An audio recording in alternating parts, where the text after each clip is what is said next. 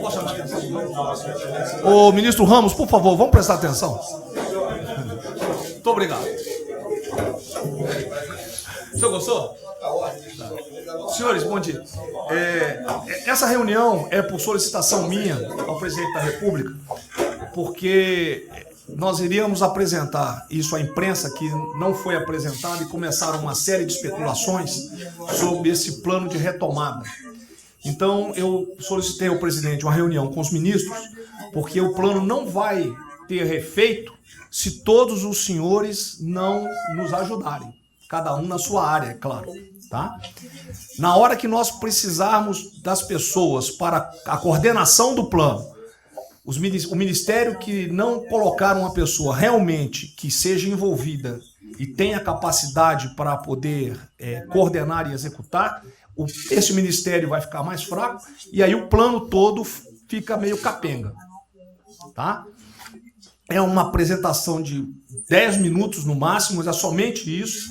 Eu pediria também aos senhores que a finalidade não é reunião de ministros para nós discutirmos nada, é simplesmente para apresentarmos o plano. Como é que saiu essa ideia? Então, eu estava conversando com diversos ministros, entre eles Rogério Marinho, o Tarcísio, inclusive o nome do plano, eu roubei de um plano do Tarcísio, né, Tarcísio? Né? Pedi autorização a ele, roubei. É um plano Marshall brasileiro, né?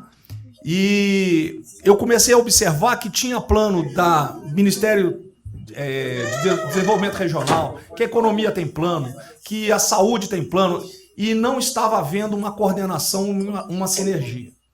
Então esse foi o motivo dessa reunião aqui. Eu vou procurar ser bem breve e objetivo. Por favor, passa a primeira. Muito bom. Passou tudo, acabou. Então vamos acabar. Você tá no fim, tá errado, cara. Passa a primeira, muito bem. Os senhores podem observar o seguinte, eu conversei com o presidente, o problema, nós estávamos invertendo a questão de uma lógica de raciocínio. Nós temos um problema, né? Nós temos desse problema, temos que ver quais são as consequências negativas desse problema. Todo mundo sabia, sanitárias e econômicas. Ninguém tem dúvida, com reflexo em todos os ministérios. Mas o foco não é na solução do problema. O foco hoje, de uma maneira geral, é quem é o culpado. Né? E nós queremos recolocar, vamos dizer assim, readequar isso aí para como o governo deve reagir a este problema para achar uma solução para as duas consequências negativas que ocorrem. Próximo. Então, é um programa. O programa se chama Pro Brasil, tá? Dou crédito ao azar do Tarcísio foi ele ter conversado comigo. Eu gostei e roubei. Né? Pro Brasil é um programa para integrar, aprimorar ações estratégicas. Os senhores vão ver que o foco ele não é de governo, ele é de Estado. Eu estou tentando fazer uma projeção de 10 anos, tá?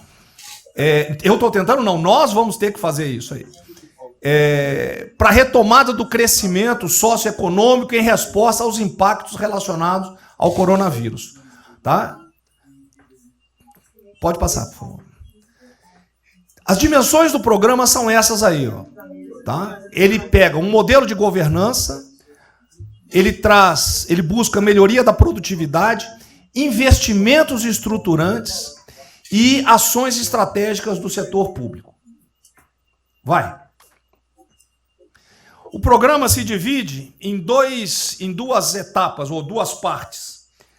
O Pro Brasil, deixa eu ver aqui que eu não estou conseguindo enxergar. Ordem e o Pro Brasil Progresso.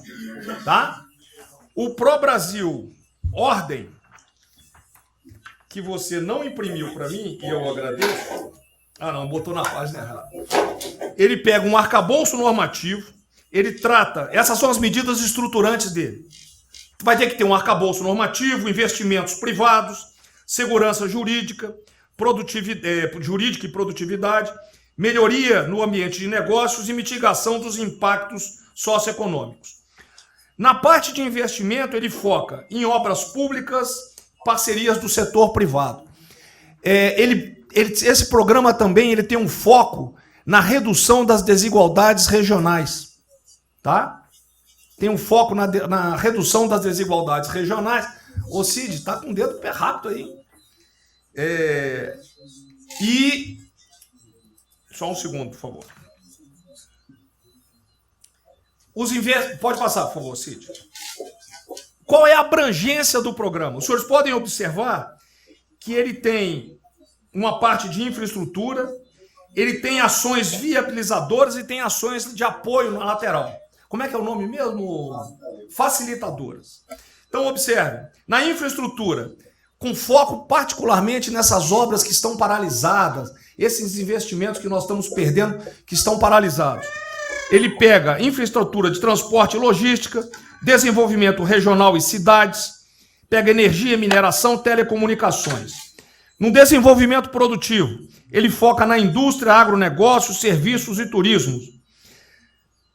Nas laterais, os senhores têm a parte de cidadania, capacitação, saúde, defesa, inteligência e segurança. Tem também cadeias digitais, indústria criativa e ciência. E nas viabilizadoras, que são transversais em toda a parte do programa, nós temos finanças e tributação, legislação e controle, meio ambiente e a parte institucional e internacional. Qual é por favor, o nosso time frame que nós estamos pensando aí? A estruturação do programa, eu preciso que os senhores... Nós vamos fazer uma reunião, como os senhores podem ver. É a primeira reunião do grupo de trabalho, tá? Com todos os ministérios envolvidos. Na sexta-feira agora, tá? Os senhores vão receber o horário. E aí nós teremos, de maio a julho, a estruturação do programa. De agosto a setembro, o detalhamento do projeto. A partir de outubro, implantação em larga escala, tendo um foco prioritário naquelas ações que tenham uma resposta mais imediata. Porque o brasileiro é o seguinte, na hora que nós lançarmos o programa, eles vão começar a cobrar resultado. Né? Então eu tenho que ter alguma resposta para o público. E a efetividade dos processos e monitoramento, na realidade não está no final, ele está durante todo o processo. Tá? Passa mais um, Cid, por favor. Não, volta um. Aí. O horizonte do programa, se os senhores observarem, nós estamos pensando num horizonte, né, até 2020, na verdade até 2030. Tá? Mas uma primeira fase dele, ele é faseado até o final desse primeiro governo, mas com planejamento que prossiga nisso aí. Esse é o foco do trabalho que os grupos vão ter que apresentar. Tá ok? Pode passar a última, por favor.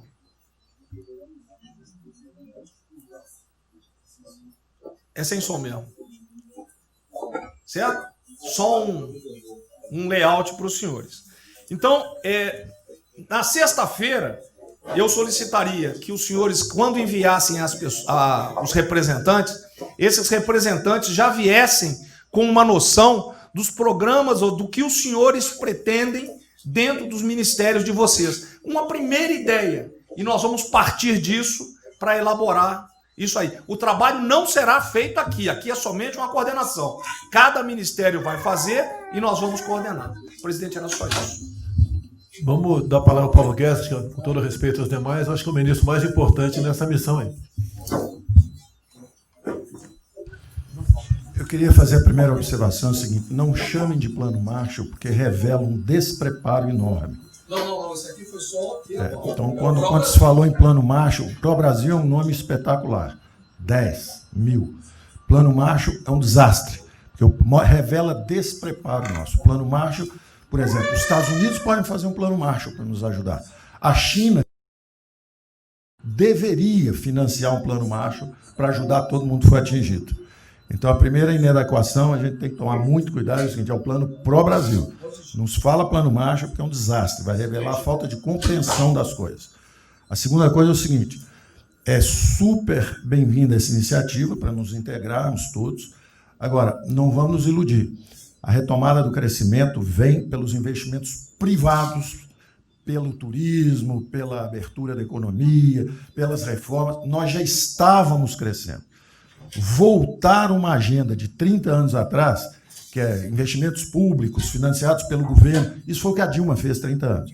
Então está cheio de gente pensando nessa eleição agora e botando coisa na cabeça de todo mundo aqui dentro. São governadores querendo fazer a festa, são, às vezes, ministros querendo aparecer, tem de tudo. E todo mundo vem aqui, vamos crescer, agora temos que crescer, tem que ter a resposta imediata, porque o governo vai gastar. O governo quebrou. O governo quebrou em todos os níveis. Prefeitura, governador e governo federal. O que nós conseguimos fazer? Nós sinalizamos o contrário. Nós desalavancamos o banco público, reduzimos o endividamento, baixamos os juros e o Brasil ia começar a voar. Então, se a gente lançar agora um plano, todo o discurso é conhecido, acabar com as desigualdades regionais, Marinho, claro, está lá, são as digitais dele. É bonito isso, mas isso é o que o Lula, que a Dilma estão fazendo há 30 anos. Se a gente quiser acabar igual a Dilma, a gente segue esse caminho. Então, eu acho o discurso bom, mas nós temos que tomar cuidado e reequilibrar as coisas. Não pode ministro, para querer ter um papel preponderante esse ano, destruir a candidatura do presidente, que vai ser reeleito se nós seguirmos o plano das reformas estruturantes originárias. Então, eu tenho que dar esse recado, nós vamos estar à disposição, nós vamos ajudar tudo, mas nós não podemos nos iludir. O caminho desenvolvimentista foi seguido. O Brasil quebrou por isso. O Brasil estagnou. A economia foi corrompida, a política foi corrompida, a economia estagnou através do excesso de gastos públicos. Então, achar agora que você pode se levantar pelo suspensório, como é que um governo quebrado vai investir, vai fazer grandes investimentos públicos? Tarcísio sabe disso, conversamos sempre. Tarcísio sabe o seguinte, quanto é que você consegue, Tarcísio? Passar de 5 bi para quanto? Para 15, para 20, para 30? Multiplicou por 6. Quanto é que você consegue de investimento em concessões? 250. Tá certo? Então, ó, tem 100 bilhões vindo para saneamento, tinha 100 bilhões que viriam, as 17 maiores petroleiras do mundo viriam para a nossa cessão onerosa, 100 bilhões de cessão onerosa, 100 bilhões de mineração, 100 bilhões de saneamento, 230 bilhões de concessões, 500 bilhões. Cadê o dinheiro do governo para fazer isso? Não tem. Então, quem está sonhando é sonhador. A gente aceita. Politicamente, a gente aceita. Vamos fazer todo o discurso da desigualdade, vamos gastar mais, precisamos eleger o presidente, mas o presidente tem que pensar daqui a 3 anos. Não é daqui a 1 ano, não. Tem muita gente pensando na eleição desse ano. É só a observação que eu faria. Eu estou fora de eleição, Só um minutinho. A ideia aqui, ninguém falou em investimento público por enquanto. Inclusive, nós falamos ali em investimento... falamos, inclusive, em investimentos privados. O que tem que acontecer é o seguinte, eu estou vendo o plano de toda gente, nós temos que sentar aqui. Isso, e aí, não, a imprensa, fundamental, a economia, fundamental. Exatamente o que pode, o que não pode. Fundamental a coordenação. Até para não sair na imprensa o que está saindo. Porque saiu na imprensa assim, plano Marshall e economia está fora. Quer dizer, alguém foi para a imprensa e falou, ó, vê um plano Marshall aí e a economia está fora. Quer dizer, enfraquecer o nosso discurso no momento desse é uma tolice, é um atentado contra nós mesmos. Espera um pouquinho, dá licença um pouquinho. Questão da imprensa. Eu acho que eu resumi hoje na frente do Palácio em 20 segundos. Eu não vou falar com vocês, que vocês vão deturpar, vocês inventam. E potencializam. Tem que ser um papel de cada um. Não pode um sair daqui no cantinho, foi mais ou menos isso. Não pode falar nada, tem que ignorar esses caras. 100%. Senão a gente não vai para frente. A gente está sendo pautado para esses pulhas. O tempo todo jogando um contra o outro. Até a Tereza Cristina contra mim. Quem diz? Vou apaixonar pela Tereza Cristina, jogo ela contra mim. O tempo todo. Tá? Então, se a gente puder falar zero com a imprensa, é a saída. Bom, eu vou ser muito rápido aqui, general. Primeiro, parabéns. É fundamental esse processo de coordenação e de centro de governo. Nós precisamos ter isso cada vez mais aprofundado e com melhor qualidade. Segundo, eu quero, não precisa, mas eu quero me somar a essa visão do ministro Paulo Guedes, porque, vamos lá, nós recebemos o governo com 36 mil obras paradas. Oriundas da onde? Do PAC. Só para lembrar.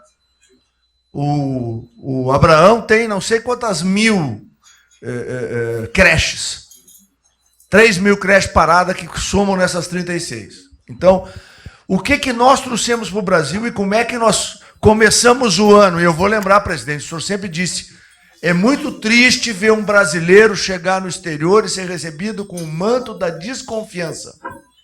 Pois nós passamos, Paulo Guedes, o ano todo, Tarcísio, Tereza, Bento, o nosso ministro Marcos Pontes e outros, andando pelo mundo e fazendo o quê? Vendendo o Brasil.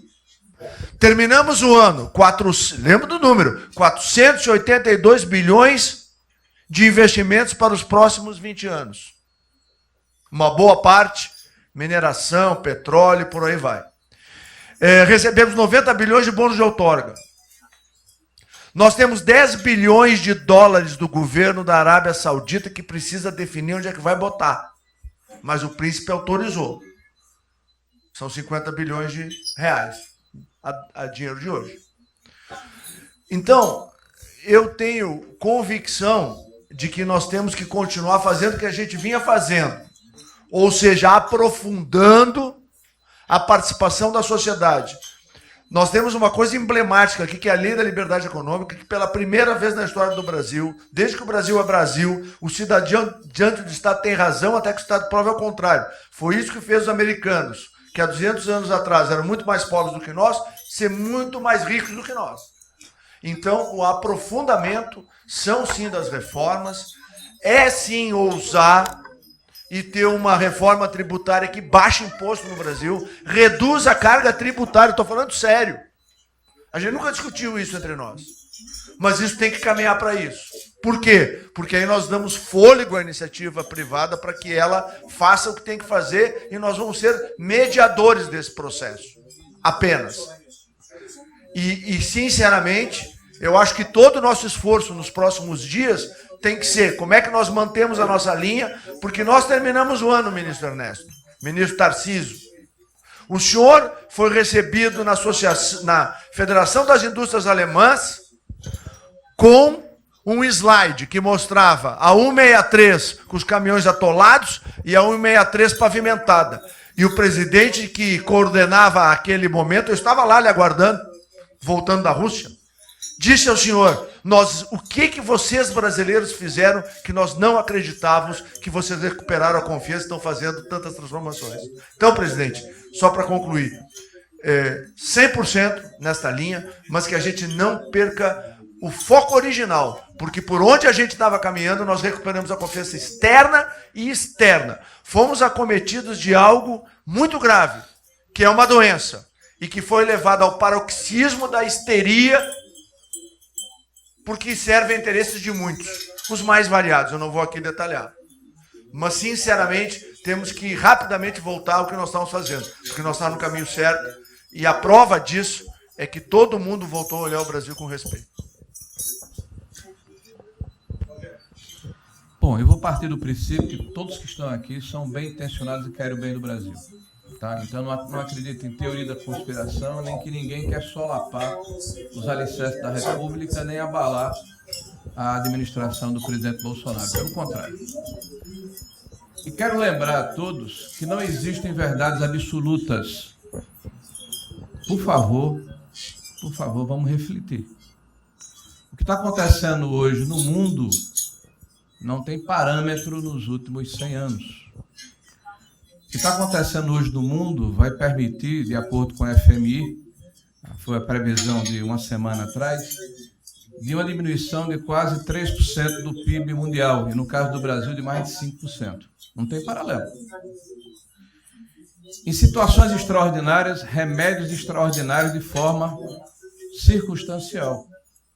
Isso não significa que nós tenhamos a necessidade de implantarmos uma política permanente. O ministro Braga Neto está, na sua apresentação, ele estabelece, inclusive, um limite temporal e deixa claro que é uma política de Estado.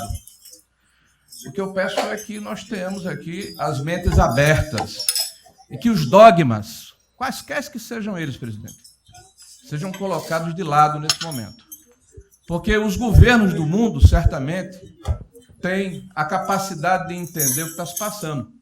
E eu tenho visto governos extremamente liberais preparando programas de reconstrução, levando em consideração a necessidade de que o Estado Nacional passe a ter um papel diferente como tomador de risco nesse momento em que há uma queda abrupta da liquidez. O ministro Onyx fala com muita propriedade da Arábia Saudita dos 10 bilhões de dólares. É bom lembrar, está aqui o ministro Bento, que está se pagando para se retirar petróleo do mundo. Os países vão utilizar suas respectivas liquidez para resolver os seus problemas de infraestrutura e de retomada das suas economias. Nós temos que ter segurança jurídica, senhor presidente. Respeito a contratos, senhor presidente. Capacidade de alavancar recursos privados com a inversão de recursos públicos, sim. É bom lembrar que eu tenho ouvido falar, não sei se é verdade, depois a gente vai colocar na ponta do lápis, que a gente pode chegar a 600 bilhões de reais esse ano de ajuda a empresas e a pessoas físicas.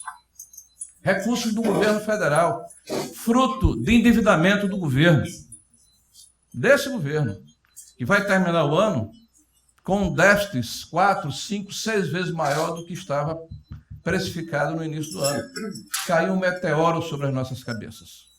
Então, por favor, nós não podemos começar uma discussão com verdades absolutas e com dogmas estabelecidos ao longo de 100 anos, em função de uma catástrofe que se abateu sobre o mundo, e os governos de todo o mundo estão se debruçando sobre o assunto, entendendo que muda o papel do Estado. Senhor presidente, é bom lembrar que, quando houve a unificação da Alemanha, eu acho que esse é um fato histórico irrefutável, o Estado alemão entendeu e fez um pacto de que haveria necessidade de investir em capital humano e infraestrutura na Alemanha Oriental para diminuir desigualdades regionais. E esse é um pacto do Brasil. Essa pode ser uma catástrofe que vai nos afundar, ou pode ser uma onda para a gente surfar, uma alavanca para recuperar o país. Todos os países do mundo estão submetidos ao mesmo processo. Vai depender da nossa capacidade de termos uma opção clara de que forma vamos sair desse problema. Se vamos gastar 600 bilhões de reais para resolver uma situação que é emergencial e todos reconhecemos que é necessária, de darmos segurança à população, no caso alimentar, para evitarmos o caos, para diminuirmos a mortandade das empresas, muito bem, está correto, essa é a boa direção. Por que não 5, 6, 7% desse total, 10% desse total em obras de infraestrutura? Por que não termos a capacidade de alavancarmos o emprego no momento em que a retomada, todos os economistas aqui reconhecem, vai ser muito lenta? Bom, eu só estou falando isso, presidente, para que nós possamos ter essa discussão sem dogmas, sem verdades absolutas, sem a preocupação de que as coisas continuam como eram antes. Não são como eram antes, aqui e no mundo inteiro. Era isso, senhor presidente.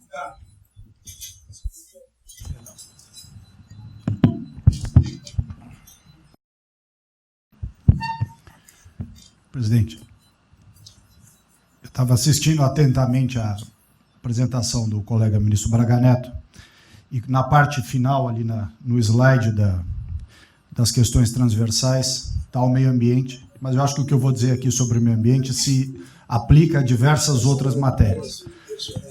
Nós temos a possibilidade, nesse momento que a atenção da imprensa está voltada quase que exclusivamente para o Covid e daqui a pouco para a Amazônia, o general Mourão tem feito aí os trabalhos preparatórios para que a gente possa entrar nesse assunto da Amazônia um pouco mais calçado, mas não é isso que eu quero falar.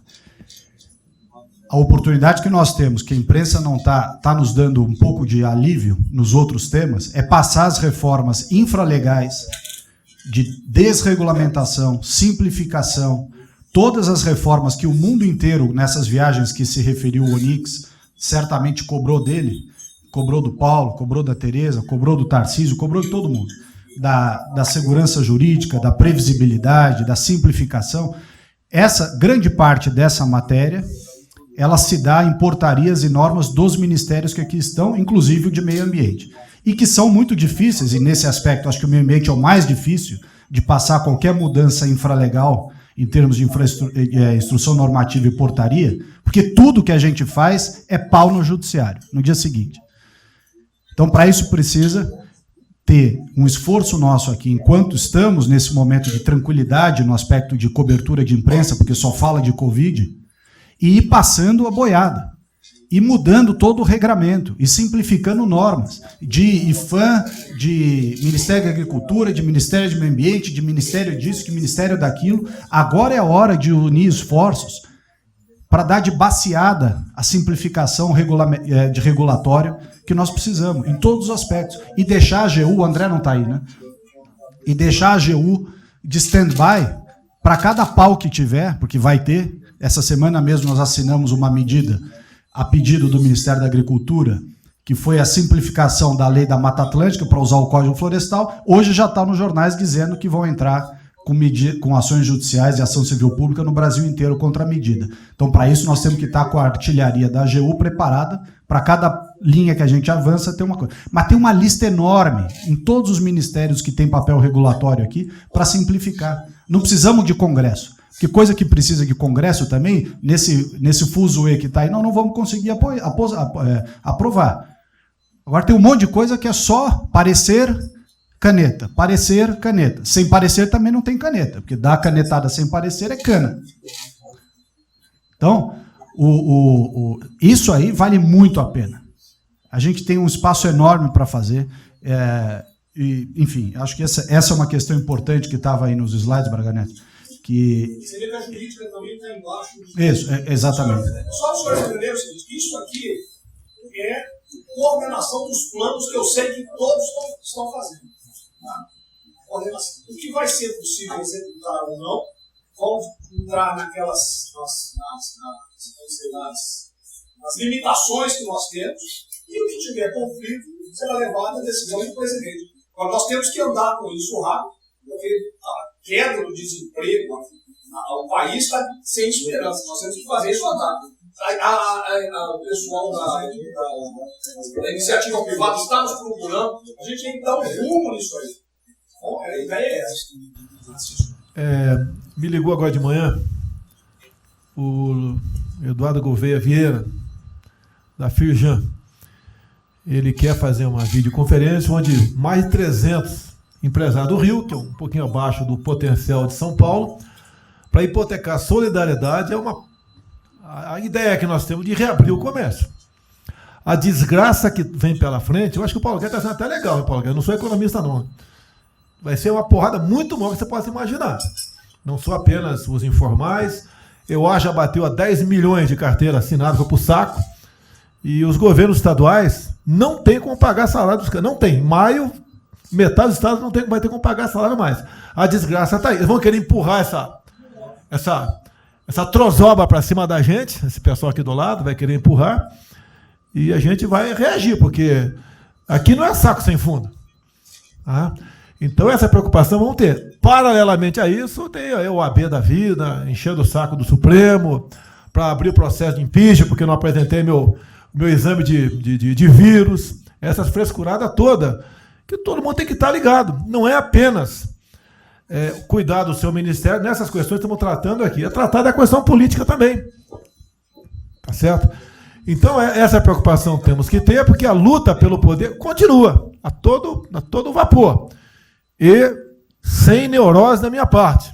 Tá? O campo fértil para aparecer uns porcaria aí, né? Levantando aquela bandeira do povo ao meu lado, não custa nada. E o terreno fértil é isso: desemprego, caos, miséria, desordem social e outras coisas mais. Então essa preocupação todos devem ter. Né? Não é, tá bom, o Ministério fatura, deu merda no colo do presidente. Não pode ser assim. Hoje eu vi o Magno Malta me defendendo. O Magno Malta, desculpa aí, foi tratado lá atrás para ser vice. Depois ele resolveu não ser, tudo bem. Depois foi tratado para ser ministro, tudo bem. Agora, politicamente, ele nunca me deu uma alfinetada e sempre está defendendo, com os problemas que ele tem. Então, não é o ministro ir de peito aberto e entrar no covil dos leões. Mas não pode. Né? Por exemplo, quando se fala em possível impeachment, ação no Supremo, baseado em filigranas, eu vou em qualquer lugar do território nacional. Ponto final.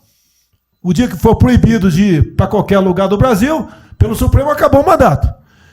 E espero que eles não decidam, ou ele, né, monocraticamente, querer tomar certas medidas, que daí nós vamos ter uma crise política de verdade. E eu não vou meter o rabo no meio das pernas. Isso, zero. Tá certo? Porque se eu errar, se achar um dia ligação minha com o empreiteiro, dinheiro na conta na Suíça, porrada, sem problema nenhum. Vai pro impeachment e vai embora. Agora, com frescura, com babaquice, não. Até em cima do que eu falei, em frente ao Forte Apache. Eu sou o chefe supremo das Forças Armadas. Ponto final. O pessoal estava lá, eu fui lá, dia do Exército. E falei algo que eu acho que não tem nada demais. Mas a repercussão é enorme. Oh, AI-5. Cadê o AI-5? Acabou com o AI-5, não existe adicional no Brasil mais. É uma besteira. Artigo 142. É um pessoal que não sabe interpretar a Constituição. Agora, em cima disso, fazer uma onda. Vamos ouvir deputados, empresários, sei lá o que for. Agora, quando a Câmara faz lá dentro uma homenagem a Che Guevara, a Mao Tse Tung e tudo mais, não tem problema nenhum. Quando o Partido Comunista do Brasil faz suas convenções e idolato lá, Fidel Castro, então não tem problema nenhum. Quando um coitado levanta uma placa de AI-5, que eu estou me lixando para aquilo, porque não existe AI-5. Não existe. Artigo 42. Nós queremos cumprir o artigo 42, todo mundo quer cumprir o artigo 42. Em haver necessidade, qualquer dos poderes pode, né, pedir às Forças Armadas, né, que intervenham para restabelecer a ordem no Brasil, naquele local, sem problema nenhum. Agora, todos, né, têm que se preocupar com a questão política, e a quem de direito tira a cabeça da toca, porra. Não é só ficar dentro da toca o tempo todo, não. Tô bem, tô cuidando da minha imagem, a minha imagem está aqui, eu sou bonitinho, e o requisito pronto. Não, tem que fazer a sua parte. Então é isso que eu tento falar com você, que depois de um certo momento, onde chegar a cabeça dessas pessoas, fica difícil voltar atrás. Daí querem uma crise, é uma crise. Não tenho amor por esse mandato, por a cadeira de presidente. Zero. Não vou provocar ninguém. E assim como a defesa faz uma nota muito boa, dizendo que vai cumprir a Constituição, liberdade, 10, e não aceita golpe, 10, também não aceita o contragolpe dos caras, porra. Vai deixar alguns malucos aí, que a gente sabe quem são, ficar aí naquela fervura de o presidente é irresponsável, ele é maluco, ele é genocida. Não é assim. O que vale para um lado, vale para o outro. O que não vale para um lado, não vale para o outro. Essa é a nossa preocupação que devemos ter. Com isso que está aqui, o pró-Brasil, mas também com a questão política. Se nós começarmos a falar com propriedade, e tem muita gente que fala muito melhor do que eu, e tem um conhecimento muito melhor do que eu, tem que falar, pô, discretamente, mas tem que falar, para não deixar subir a temperatura, que é só porrada o tempo todo em cima de mim. E vou continuar indo em qualquer lugar do Brasil, ponto final, é problema meu. Tá certo? Se eu não tivesse direito de ir e vir, prefeitinho lá do fim do mundo, um jaguapoca de um prefeito, manda prender. Tem que a justiça se posicionar sobre isso, porra. Tem que se posicionar sobre isso abertamente. Não admitimos prisão por parte de prefeitos e decreto. Tem que falar, não é ficar quieto. E aquele direito aqui, e todos os ministros têm que falar isso aí, não é só a justiça. Todos têm que falar.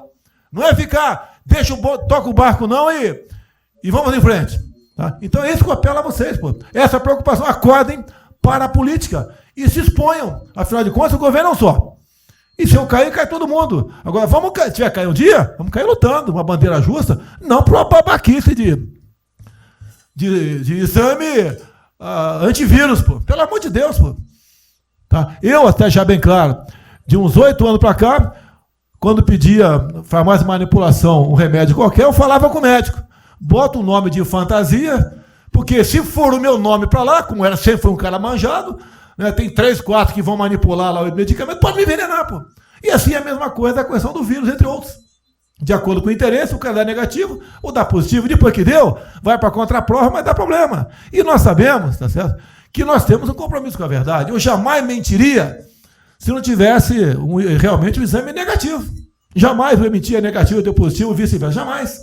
A verdade é acima de tudo. Então, é o apelo que eu faço a todos que se preocupem com política para não ser surpreendido.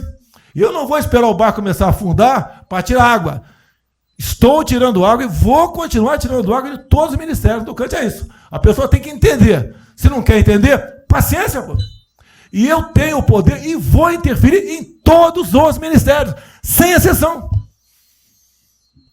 Nos bancos eu falo com o Paulo Guedes, se tiver que interferir. Nunca tive problema com zero problema com o Paulo Guedes. Agora, os demais, vou. Eu não posso ser surpreendido com notícias. Pô, eu tenho a PF que não me dá informações. Eu tenho as inteligências das Forças Armadas que não têm informações. A BIM tem seus problemas. Tem algumas informações. Só não tenho mais porque está faltando, realmente, temos problemas. Aparelhamento, etc. Mas a gente não pode viver sem informação. Quem é que nunca ficou atrás da porta ouvindo que seu filho ou sua filha está comentando? Tem que ver, para depois que ela engravida, não adianta falar com ela mais. Tem que ver antes. Depois que o moleque encheu os cornos de droga, não adianta mais falar com ele, já era. E a informação é assim. Eu estava vendo, estudando no fim de semana aqui, como é que o serviço chinês secreto trabalha nos Estados Unidos. Qual a preocupação nossa aqui? É simples o negócio. Ah, não deve falar publicamente. Deve falar como? Está todo mundo vendo o que está acontecendo?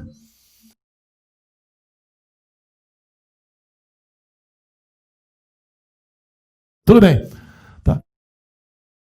Você tira do porra, tu não tira. É uma realidade. Não adianta esconder mais, tapar o sol com a peneira. Vai em alguns ministérios, tem gente deles plantada aqui dentro. Então não quer brigar. Zero briga. Precisamos dele para vender? Sim, eles precisam também de nós. Porque se não precisasse, não estariam comprando a soja da gente, não. Precisam. E é um negócio, pô.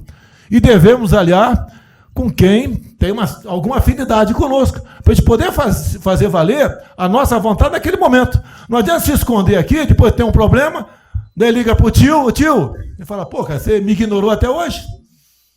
Você só não me chamou de imperialista, igual a esquerdalha e o FHC falava no passado. No resto, agora não dá mais. Então, essa é a preocupação que temos que ter, a questão estratégica, que não estamos tendo.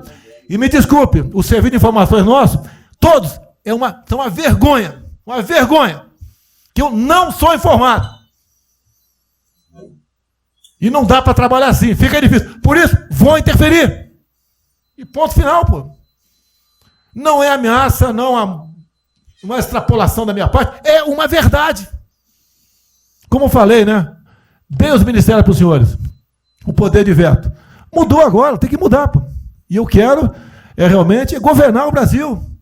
Nós precisamos de todos aqui, como disse o Marinho, né? Aqui é o mesmo barco. Se alguém cavar no porão aqui, vai todo mundo para o saco aqui, vai todo mundo morrer afogado. Então é isso que a gente precisa, é pensar além do que tem que fazer internamente aqui. Quando eu explodi o Inmetro, eu conversei com o Paulo Guedes. Desculpa a linguagem, é uma putaria o Inmetro. Trocar tacógrafo, tocar taxímetro, botar chip na bomba de combustível, putaria, igualzinho a tomar 3 pinos. Tá muito bem agora, lá imprensa enfiou porrada. Botou um coronel. O coronel é formado pelo IME. Não ia botar um coronel, você vai ter uma formação. Tá? E assim nós devemos agir, como eu estava discutindo agora. IFAM, está lá vinculado à cultura. Eu fiz a cagada em escolher, não escolher uma pessoa que tivesse também outro perfil. Uma excelente pessoa que está lá, tá? Mas tinha que ter outro perfil também. O IFAM para qualquer obra do Brasil. Compara do Luciano Hang. Encontra lá um cocô petrificado de índio, para a obra, pô. Para a obra. O que tem que fazer? Alguém no IFAM que resolva o assunto. E assim nós temos que proceder. E assim, cada hora, como eu falei da Tereza Cristina, que mudou uma questão normativa, revogou uma questão normativa, ajudou 400 mil pessoas no Vale do Ribeira, parabéns. Assim são outras decisões. A questão de armamento, tá? As questões de... por quê? Espera aí. Senhor ministro da Justiça, por favor. Foi decidido há pouco tempo que não podia botar algema em quase ninguém. Por que estão botando algema em cidadão que está trabalhando, ou mulher que está em praça pública, e a justiça não fala nada? Tem que falar, pô. Vai ficar quieto até quando? Ou eu tenho que continuar me expondo? Tem que falar, botar para fora, esculachar. Não pode botar algema. Decisão do próprio Supremo. E vão ficar quietos até quando? Ficar humilhando o nosso povo. Porque isso está crescendo. pessoal fica apontando para mim, votei em você para você fazer alguma coisa. Votei em você para você tomar decisões, para você brigar. E é verdade. Eu estou me lixando com a reeleição. Eu quero mais que alguém seja eleito, se eu vier candidato, tá? Eu quero ter paz no Brasil, mais nada. Porque se for à esquerda, eu e uma porrada de vocês aqui tem que sair do Brasil, que vão ser presos. E eu tenho certeza que vão me condenar por homofobia. 8 anos por homofobia. Daí inventam o racismo, como inventaram agora pro Von Traub. Desculpa o desabafo. Puta que eu pariu. O Von Traub pode ter falado a maior merda do mundo, mas racista? Vamos ter que reagir, pessoal. É outra briga. Tem que ser um governo com altivez. Se expor, mostrar que nós temos o povo do nosso lado. Que nós somos submissos ao povo. Nós queremos realmente, é como disse, se não me engano, Margaret Thatcher, né? Ou Reagan, não sei, para ser conduzido pela porra brasileira. E ponto final. Onde o povo está, vamos estar junto. Eu não convidei ninguém para ir para frente do Forte Apache. Ninguém, zero. Estava na casa do meu filho, fiquei sabendo, vou para lá. A imprensa está falando agora que não sei, que 2 ministros militares aí não aceitaram meu convite. O dia que ou eu convido o ministro para um churrasquinho em casa, eu pago uma missão. Tá? Não sei, eu pago uma missão. A missão for absurda, o ministro falou, tchau, tô fora. Tá certo? Ou vai e fica puto, mas vai, pô. E jamais eu vou pagar uma missão escrota para quem quer que seja. Nem no quartel fazer isso com recruta. Nem no quartel. Tá certo? Quem dirá o nosso convívio aqui, que é muito bom, partir para essa linha. Não estamos em desespero, nós estamos bem. Não somos acusados de desvio, de corrupção, nada. Nada, tá zero.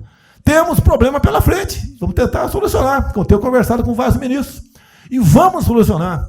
Porque o destino do Brasil está na mão desse grupo privilegiado que está aqui. Eu não seria nada sem vocês. Vocês não seriam ministros sem eu. Duvido. Dificilmente alguém ia ser ministro tivesse uma Haddad aqui. Eu duvido. Podia aceitar por alguns dias, né? Depois ver a sacanagem que ia ser. Não ia ser diferente do que foi os 2 anos anteriores do PT. Né? Ia pedir para sair. Então, um apelo para vocês. Todo mundo se preocupa com o futuro do Brasil, com a questão política. Criticar um ato de uma pessoa ou outra não é criticar o Congresso ou de criticar o Supremo Tribunal Federal. Quem não ficou revoltado? Viu, o Moro ficou revoltado com a liberdade desse pessoal. Por causa de vírus, botou esse estuprador para fora. Imagine ter estuprado uma filha nossa, um filho da puta desse posto de liberdade. Agora temos que colocar no lugar dessas pessoas, desse pai que tem a filha estuprada, e o vagabundo foi posto na rua. Uma decisão, foda-se quem seja, tem que jogar pesado em cima disso. Não é um desabafo, pessoal, é uma realidade. O nosso barco está indo, mas não sabemos ainda, no momento, dado o último caso, vírus, para onde está nosso barco. Pode estar indo em direção ao iceberg. A gente vai para o fundo. Então vamos se ligar, vamos se preocupar. Quem de direito se manifesta com altidez, com palavras polidas, tá? Mas coloca uma posição. Porque não pode tudo veio para a minha retaguarda, tudo. Tá? E vocês têm que apanhar junto comigo, logicamente, quando tiver motivo para apanhar, ou motivo para bater.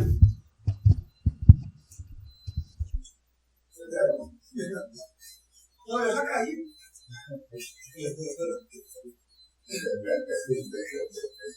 Ministro Moro falando. A sequência aqui é o seguinte: o ministro Moro, o Montezano, o Nelson e o Paulo Guedes. Aí eu pediria só os senhores que fossem antes. Você também.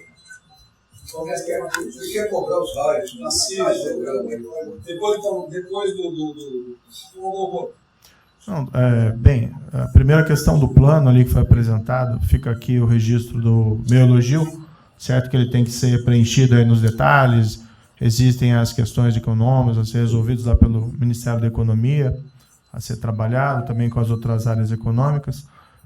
Só faria uma sugestão aqui, ministro, se pudesse colocar desde logo, em algum momento desse plano, alguma referência importante também à segurança pública e a controle da corrupção. Foram 2 temas centrais, né, nas últimas eleições, e são 2 temas que, embora é claro que o plano vai ficar sujeito aí ao detalhamento necessário, mas acho que é importante ter uma referência inicial para não parecer que nós estamos descurando desses aspectos específicos. Nós não entramos em detalhes, porque isso aqui, o senhor viu que todos os ministérios que nós estamos respondendo, isso aí para mim viria no detalhamento do Ministério. Mas eu acho que politicamente cabe. Não, sim. Não, eu entendo que cabe no detalhamento, mas acho que uma referência, né, seria interessante.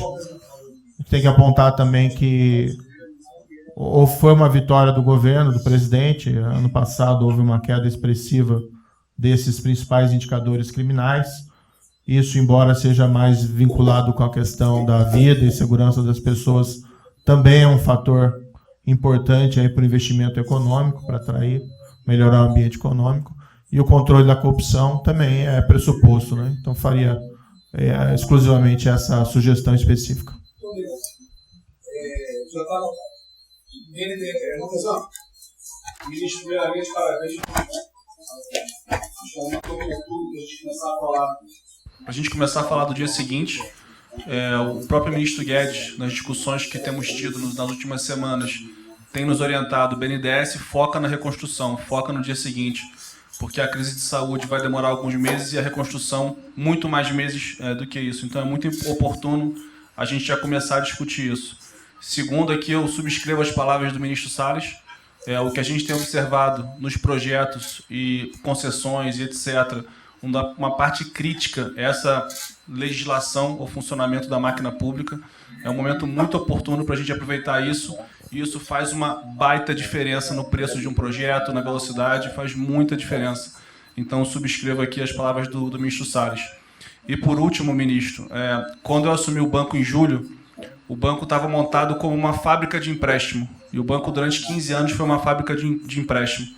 De julho até hoje, a gente fez uma reestruturação completa no banco, montando o que eu acredito hoje ser já o maior banco de investimento do Brasil em pessoas, e um banco de investimento de serviços focado em planejamentos econômicos setoriais e estruturação de projetos. Tá? O banco já está atuando dessa forma.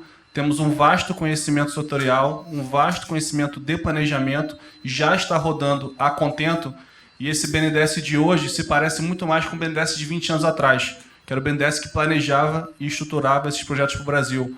Então, eu queria colocar aqui à sua disposição, que nos use, estamos a serviço. Então, o que o senhor achar adequado e razoável, tanto no fornecimento de informações, mas como também nesse planejamento, na coordenação, temos já um modus operandi, uma estrutura que é plug and play. Se o senhor quiser usar, já está pronta para rodar para esse tipo de mapeamento e estruturação de projeto. Então, por favor, sinta-se bem à vontade de nos usar integralmente aqui na coordenação desse projeto, caso o senhor entenda adequado. Tá?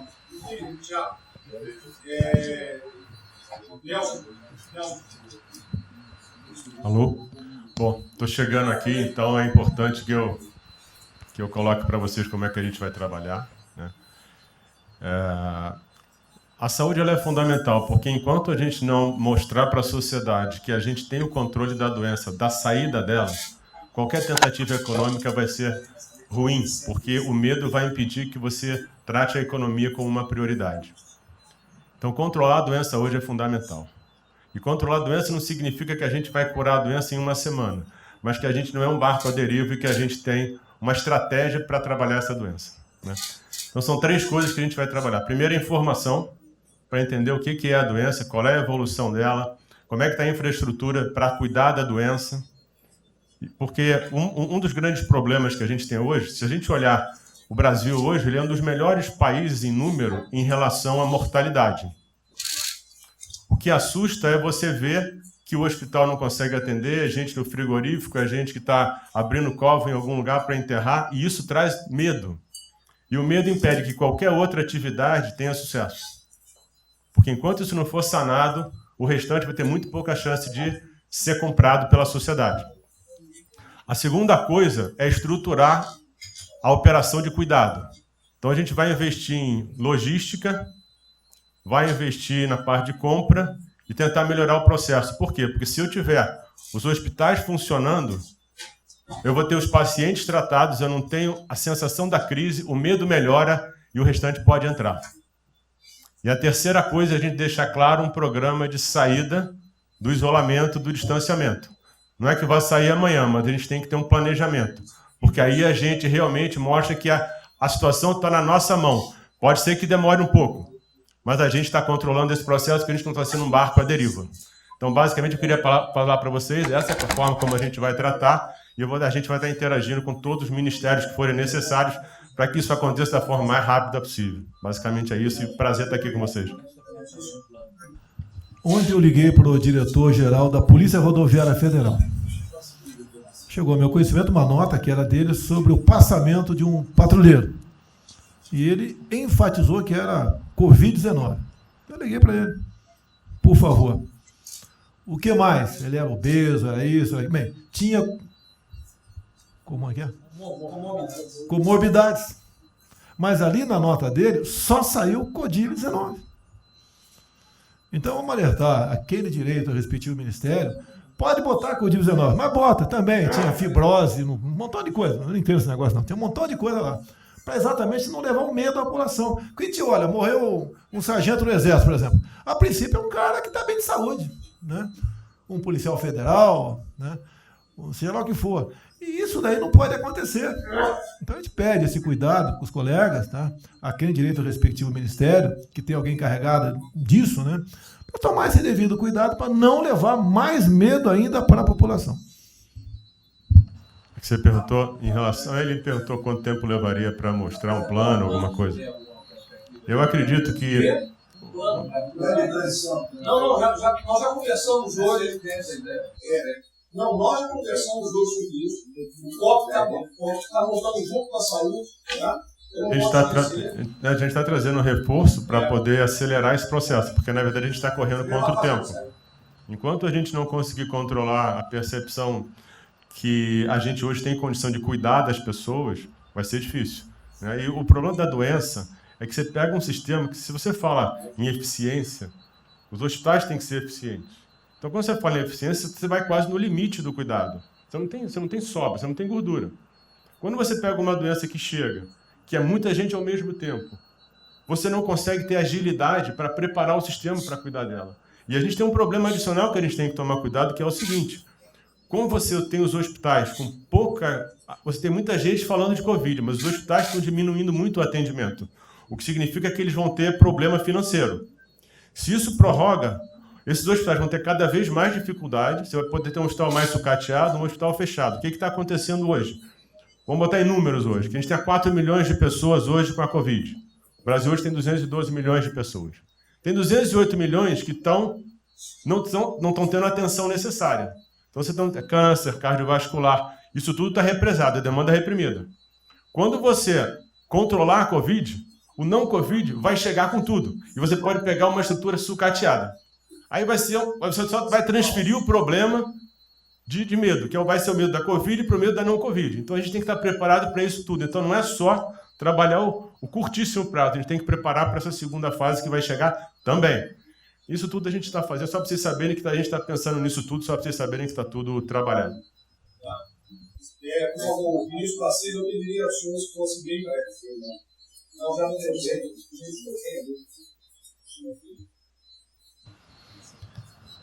Só para louvar a iniciativa, acho que é importante essa coordenação da Casa Civil. Tenho certeza que é o que a sociedade... a sociedade espera isso de nós. A boa notícia é que a gente vem conversando com os investidores, eles estão interessados no nosso programa de concessão. É claro que a gente vai ter que ajustar alguma coisa nos projetos em função da percepção do nível de risco, e a gente vai fazer isso calibrando taxa de retorno, monitorando melhor agora a questão da demanda, né, reestimando demanda nos projetos, mas a gente tem certeza que os projetos vão sair. Qual o cuidado que a gente tem que ter? A gente fala em 250 bi de investimentos, só que concessão funciona o seguinte: o que a gente contratar agora vai gerar investimento em 2023, 2024. Não é imediato. E a gente vai precisar de fazer alguma coisa imediata. E aí tem que ter a inteligência, porque também não adianta. Ministro Paulo, me dá lá 30 bi por ano. Eu não vou gastar, eu não vou usar. Eu não vou ter condição de fazer, de usar isso. Né? Porque nos períodos áureos lá que a gente executou mais, a gente consegue ali, tem uma capacidade operacional de executar 13, 14 bi, não mais do que isso. E a gente já tem 8 de orçamento por ano. Então, no final das contas, a gente fazendo as contas e vendo o que nós já temos de projeto pronto, o que é necessário, que agrega valor imediato. É 135 Maranhão lá, que leva a safra para o Porto de Itaqui, que se acabou. Ali eu posso fazer uma intervenção imediata. E do que a gente vai falar? Eu estou falando de pegar os 8 que a gente tem e agregar mais 3, mais 4 por ano. É essa a conta. E eu acho que isso é realmente necessário para gerar emprego, para dar a resposta que a sociedade está querendo e conjugando isso com o investimento privado. As duas coisas têm que andar junto, né? E aí nós vamos dar o bom retorno. A gente está vendo aí o esforço que o BNDES está fazendo, acho que está fazendo um trabalho magnífico, trazendo o banco, trazendo o privado, o sindicato de bancos, para assumir uma responsabilidade que é deles também. O Banco Central injetou um monte de liquidez aí no sistema, para o dinheiro não ficar empossado, e aí preservando o caixa para atuar, né, nesses projetos de infraestrutura que vai ser fundamental. Então, eu acho que é essa linha que nós precisamos ter, né? E tivemos aí 2 caras aí na história recente que pegaram terra arrasada e entraram para a história. Um foi o Roosevelt, o outro foi o Churchill. O terceiro vai ser o Bolsonaro.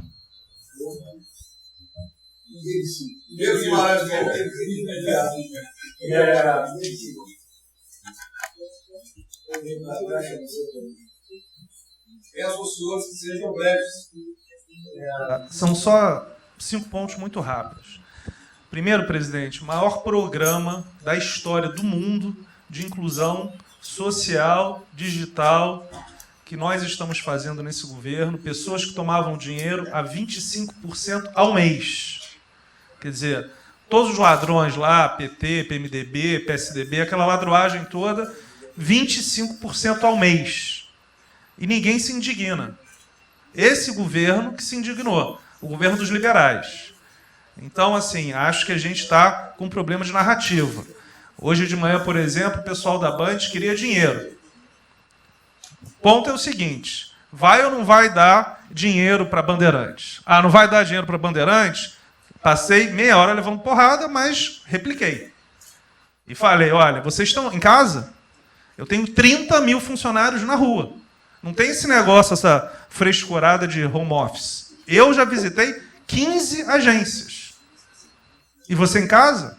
Aí o pessoal ficou um pouco mais calmo. Quer dizer, eu posso ter 30 mil brasileiros nas agências lá. Sabe quantas pessoas a Caixa está pagando hoje? 7 milhões de pessoas. E todo mundo em home office.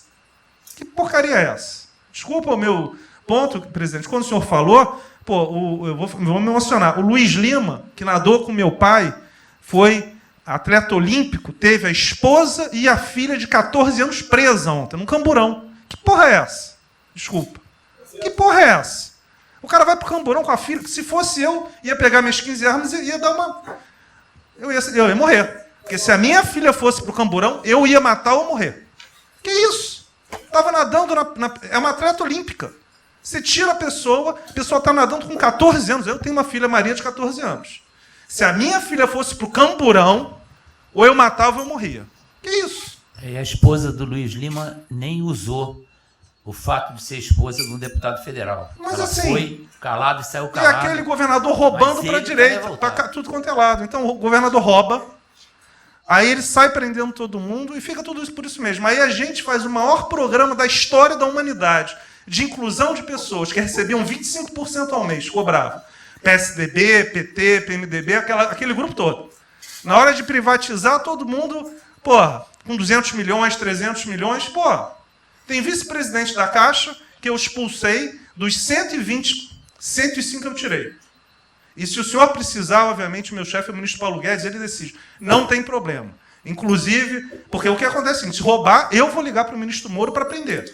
Agora, se precisar de uma diretoria, não sei o quê, desde que sejam honestos, o ministro Paulo Guedes é que decide, etc. Mas dos 120 eu tirei 105. E na Caixa não tem desonestidade, até onde eu saiba. Mas, assim, eu acho que a gente está levando muita porrada, presidente. E, de novo, não estou dizendo de ninguém daqui, não.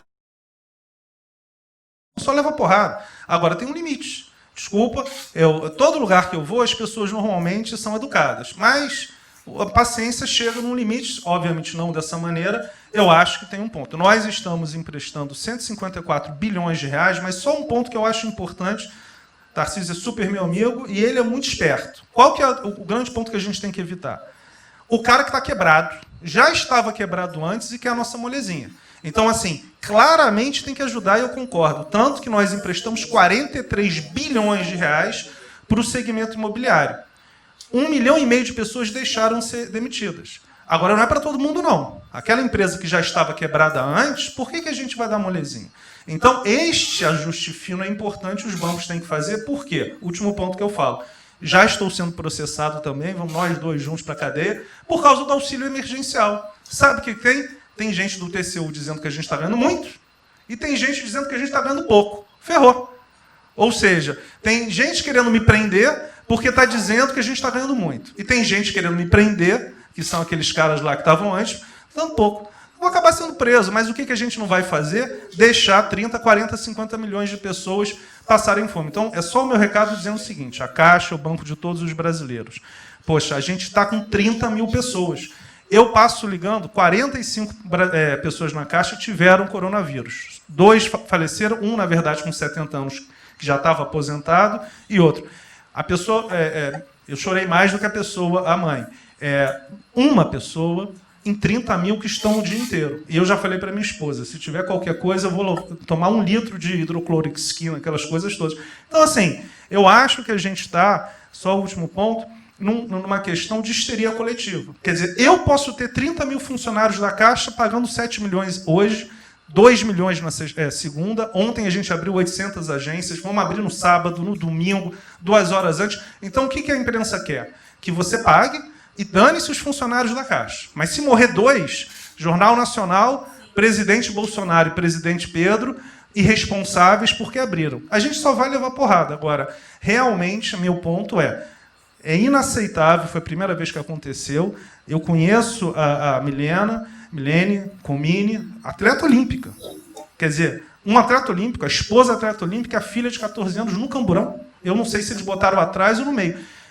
E aí você solta estuprador, então acho que realmente tem uma questão. E, de novo, e quero só reforçar uma coisa. O ministro Moro, em um dia, resolveu um problema muito importante. Muito obrigado, ministro. O que aconteceu? Os guardas, né, os que ficam dentro da agência, não poderiam, pela legislação, ir para fora. O que aconteceu? O ministro, em 5 horas, resolveu o problema. Então, nos próximos 90 dias, os atendentes da Caixa Econômica Federal, os guardas, vão poder ir para fora para ajudar a fila. Né? Ou seja, porque tem uma fila, tem 250 agências que tem 500 pessoas na fila. E aí, com a ajuda do ministro Moro da Polícia Federal, eles emitiram uma portaria. Então, só para finalizar, quero agradecer, ministro. Porque só o registro aí, esse até foi fácil de resolver, foi a Polícia Federal que resolveu. Ministro Ernesto, por favor. Volta a pedir que sejam velhos. Muito obrigado, ministro. Rapidamente, sobre o plano. A dimensão internacional do plano, evidentemente, é fundamental, já está ali contemplada. Eu queria mencionar o seguinte, eu acho que é fundamental que essa dimensão internacional não seja simplesmente uma adaptação nossa ao cenário internacional, mas que ela leve em conta a capacidade que o Brasil hoje tem de influir no desenho de um novo cenário internacional. Eu estou cada vez mais convencido de que o Brasil tem hoje as condições, tem a oportunidade de se sentar na mesa de 4, 5, 6 países que vão definir a nova ordem mundial. Outro dia, na conversa do presidente com o primeiro-ministro da Índia, o indiano disse que vai ser tão diferente o pós-coronavírus do pré quanto o pós-segunda guerra do pré. Eu acho que é verdade, e assim como houve um Conselho de Segurança que definiu a ordem mundial, 5 países depois da Segunda Guerra, vai haver uma espécie de novo Conselho de Segurança, e nós temos, dessa vez, a oportunidade de estar nele e acreditar na possibilidade do Brasil influenciar e ajudar a formatar um novo cenário. E esse cenário, acho que ele tem que levar em conta o seguinte, estamos aí revendo os últimos 30 anos de globalização, vai haver uma nova globalização. O que aconteceu nesses 30 anos? Foi uma globalização cega para o tema dos valores, para o tema da democracia e da liberdade. Foi uma globalização que, a gente está vendo agora, criou um modelo onde no centro da economia internacional está um país que não é democrático, que não respeita direitos humanos, etc. Né? Essa nova globalização acho que não pode ser cega. Né? Tem que ser uma globalização, tem que ser uma estrutura que leve em conta, claro, a dimensão econômica, mas também essa dimensão da liberdade e dos valores. E da mesma maneira, acho que o plano está apontando para isso, na nossa dimensão nacional, também não pode ser um plano cego para essas dimensões daquilo que nos traz, né, que traz o projeto do presidente, que é não simplesmente a eficiência, a pujança, o crescimento econômico, mas a liberdade, o combate à corrupção, a reinvenção de um Brasil livre, de um Brasil livre dessas mazelas que nós conhecemos. Obrigado. Obrigado, é o último. Não, é bem rápido. Eu só vou voltar numa história. Vou voltar aqui numa história breve, que é lembrar que no fim do governo Dilma a taxa de juros era 14,5%, a curta, mas a taxa longa era 20%. E aí, quando a gente olha o que aconteceu e o que proporcionou a taxa de juros cair, é interessante, porque teve um dia, 18 de agosto, que saiu uma manchete no jornal que todos os elementos apontavam que ia ter o teto de gastos. Naquele dia, a curva de juros nova começou a cair e foi quando depois o presidente do Banco Central anterior começou a cair os juros. Ele caiu os juros até o nível de 6,5%, estabilizou, teve a incerteza das eleições, com a incerteza do PT poder voltar, a taxa piorou. Depois, curiosamente, quando o mercado entendeu que ia ter a Previdência, foi quando abriu espaço para cortar os juros novamente. Então, a razão dos juros ter ido de 14,5%, ou 15% ou 20% para o que está hoje foi o fato da sociedade, do mercado ter entendido que o governo ia ter disciplina em relação às contas públicas. Isso a gente não pode esquecer. Tá? Se me permite, Roberto, então você está dizendo aí que não só a Selic, bem como a taxa longa, nós devemos basicamente a PEC do teto, é isso? Isso. Estou dizendo exatamente isso. E depois também a Previdência. Então, dito isso, eu acho que é importante a gente passar essa mensagem. Um outro tema só, aí em relação ao plano, 3 pontos só que eu acho importante. A gente tem feito reuniões entre os banqueiros centrais de vários países do mundo quase todas as semanas. E eu acho que tem 3 pontos que são importantes. Primeiro, existe um consenso hoje que o mundo privado está com muito medo de tomar risco. Então, que não vai ter como ter uma saída rápida sem que o governo não entre de alguma forma tomando risco, porque o mundo privado está com medo de tomar risco pelo fator medo, que é o fator que o doutor mencionou, que eu acho que é muito importante. Se amanhã você permitir todo mundo ir no estádio de futebol ver um jogo, será que todo mundo vai sair de casa e vai? Qual é o fator medo? E o fator medo é interessante, porque quanto mais informação você tem, mais medo você tem, porque a mídia joga medo. Então você tem hoje uma classe mais alta que tem mais medo que a classe mais baixa, exatamente porque eles têm mais acesso à informação e a informação é enviesada.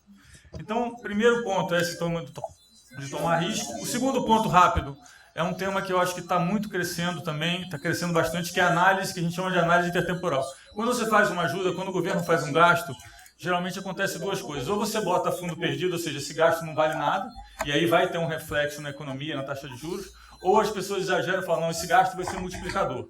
Provavelmente não é nenhuma coisa nem outra. O que eu acho que falta de analisar os gastos do governo é o quanto desse gasto que eu recupero lá na frente, via preservar emprego, via manter uma empresa viva que ia morrer. Então, eu acho que falta análise completa do gasto. O gasto nunca é fundo perdido. Também ele nunca é muito multiplicador. Ele é um meio do caminho entre uma coisa e outra.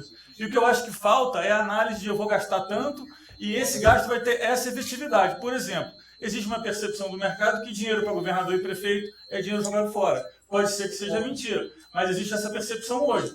E tem vários vídeos rodando por aí, os senhores devem ter visto, de que o dinheiro vai para a prefeitura e não vai parar, porque vai em bem intangível, que é difícil de controlar. Vai em programa que você nunca tem como monitorar.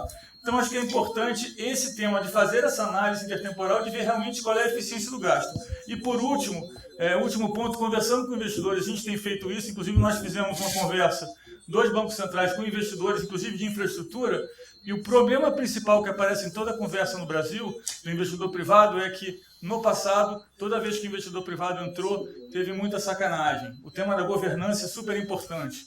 Então, eu estava conversando com o Marinho, a coisa mais importante desse projeto, na minha opinião, é garantir que a governança é boa, para o investidor privado ter certeza que ele vai estar junto com o governo, ou ele vai estar em grande parte tomando risco, às vezes o governo vai tomar um pouquinho, mas que é uma coisa que ele não precisa se preocupar na frente com a governança. E o jeito de melhorar a governança é colocar agentes internacionais que fazem governança mundial. A gente conversou um pouco sobre isso, é só isso. Obrigado. Obrigado. Ministra Damares, por favor. Marcelo já falou? Não. Ministra Damares. Ministro, parabéns pela ideia, mas eu preciso lembrar e e eu preciso fazer sempre isso para que a gente não perca o foco, a questão de valores, ministro. Esse governo tem o pilar dos valores. Não se pode construir nada neste governo sem a gente trazer valores. Nós estamos sabendo, e a gente está falando o tempo todo, que nós não seremos mais os mesmos depois dessa pandemia. O mundo não será mais o mesmo, nós não seremos mais o mesmo, e nós vamos ter que fazer uma revisão de políticas públicas no mundo todo e no Brasil. Nós vamos ter que nos reinventar, com certeza. Neste momento, o que nós estamos vendo aqui no nosso comitê? Nós estamos buscando dados e não estamos encontrando dados. Nós recebemos um governo que não tinha dados. Os dados que nós tínhamos eram falsos, mentirosos. Um Brasil de achismo, um Brasil de talvez, eu acho que talvez sim, talvez não. Políticas públicas construídas até agora nessa nação em cima de talvez e de achismo. Nós vamos ter que rever muita coisa. É um país plural. Quando a gente foi buscar os povos tradicionais agora para a gente construir o enfrentamento ao coronavírus, nós descobrimos, ministros, que nós temos 1.300.000 ucranianos no Brasil e ninguém nunca falou de ucranianos para nós no Brasil, com a sua cultura totalmente preservada no Brasil. Nós estamos com 1.500.000 ciganos e eu falava de 1.300.000 e são 1.500.000 ciganos. Nós estamos... Então, presidente, nós vamos ter que rever muita coisa na aplicação das nossas políticas públicas no Brasil. Os nossos seringueiros são em números maiores do que a gente imagina no Brasil. Então, tudo que nós formos construir, nós vamos ter que ver, ministro, a questão dos valores também. Os nossos quilombos estão crescendo e os meninos estão nascendo nos quilombos e seus valores estão lá. Então, tudo vai ter que ver a questão dos valores. E quando eu falo valores, ministro, eu quero dizer para o senhor, nós estamos com quase 80.000 idosos em abrigos no Brasil. Eu me surpreendi com números. Nós estamos com quase 60.000 crianças em abrigos no Brasil. Os números estão me surpreendendo. E eu estou com um número absurdo de mulheres também em busca de abrigos por causa de violência. Então, tudo isso tem que vir para este pacote. Nós vamos ter que fazer algumas revisões de políticas públicas no Brasil. Então, por favor, ministro, coloque aí a questão de valores. E quando eu falo valores, aí eu quero olhar para o nosso novo ministro aqui da Saúde e dizer, ministro, valores estão lá no seu ministério também. Neste momento de pandemia, a gente está vendo aí a palhaçada do STF trazer o aborto de novo para a pauta. E lá estava a questão de as mulheres que são vítimas do Zika vírus vão abortar. E agora vem do coronavírus. Será que vão querer liberar que todos que tiveram coronavírus poderão abortar no Brasil? Vão liberar geral? O seu ministério, ministro, está lotado de feminista que tem uma pauta única, que é a liberação de aborto. Quero te lembrar, ministro, que está chegando agora, este governo é um governo pró-vida, é um governo pró-família. Então, por favor. E aí, quando a gente fala de valores, ministro, eu quero dizer que nós estávamos sim no caminho certo. A gente não precisa reinventar muita coisa, não. E eu quero citar aqui o exemplo da política indigenista, como este governo estava construindo. Todo mundo começou a dizer, a esquerda começou a falar, que o coronavírus iria dizimar os povos indígenas no Brasil. O primeiro óbito, dia 12 de abril, sabe o que é isso? A forma como nós estávamos conduzindo a política indígena no Brasil.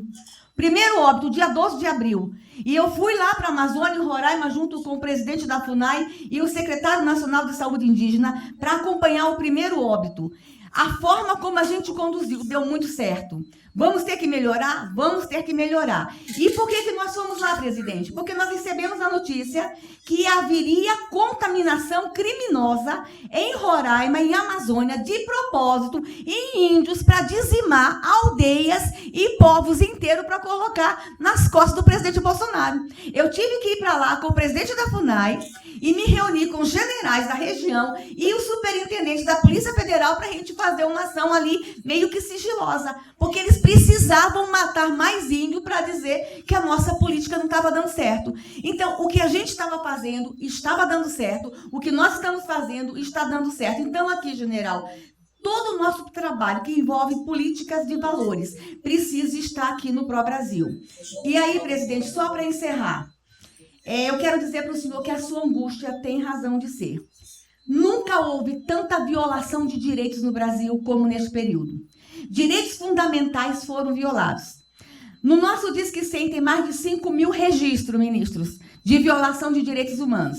Mas o senhor tem uma ministra de Direitos Humanos e uma equipe muito corajosa. São mais de 5.000 procedimentos e ações que estão sendo construídos.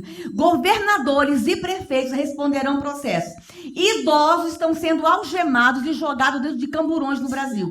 Mulheres sendo jogadas no chão e sendo algemadas por não terem feito nada. Nós estamos vendo padres sendo multados em R$90 mil porque estavam dentro da igreja com 2 fiéis. A maior violação de direitos humanos da história do Brasil nos últimos 30 anos está acontecendo neste momento. Mas nós estamos tomando providências, a pandemia vai passar, mas governadores e prefeitos responderão processos. E nós vamos pedir, inclusive, a prisão de governadores e prefeitos. E nós estamos subindo o tom. E discursos estão chegando. O nosso ministério vai começar a pegar pesado com governadores e prefeitos. Nunca vimos o que está acontecendo hoje. Se eles falavam que nós éramos violadores de direitos, eles estão. Inclusive, o governador Wellington, agora, ontem, determinou que a polícia poderá entrar nas casas. Vocês não imaginam o que ele vai fazer. Poderá entrar assinou. A polícia poderá entrar na casa sem mandato. Então, assim, as maiores violações estão acontecendo nesses dias. Então, nós estamos fazendo enfrentamento, mais de 5 procedimentos. O nosso ministério já tomou iniciativa e nós estamos pedindo, inclusive, a prisão de alguns governadores. Então, tá aí algumas respostas. Valores, por favor. Valores.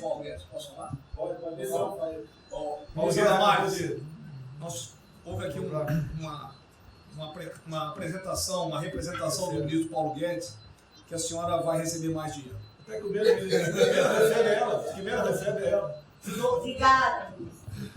Ministro Marcelo, por favor. Obrigado, vou ser bem breve também. Primeiro, parabenizar o ministro Braga Neto pelo Pro Brasil. Eu queria só uma coisa seguinte, eu fico meio...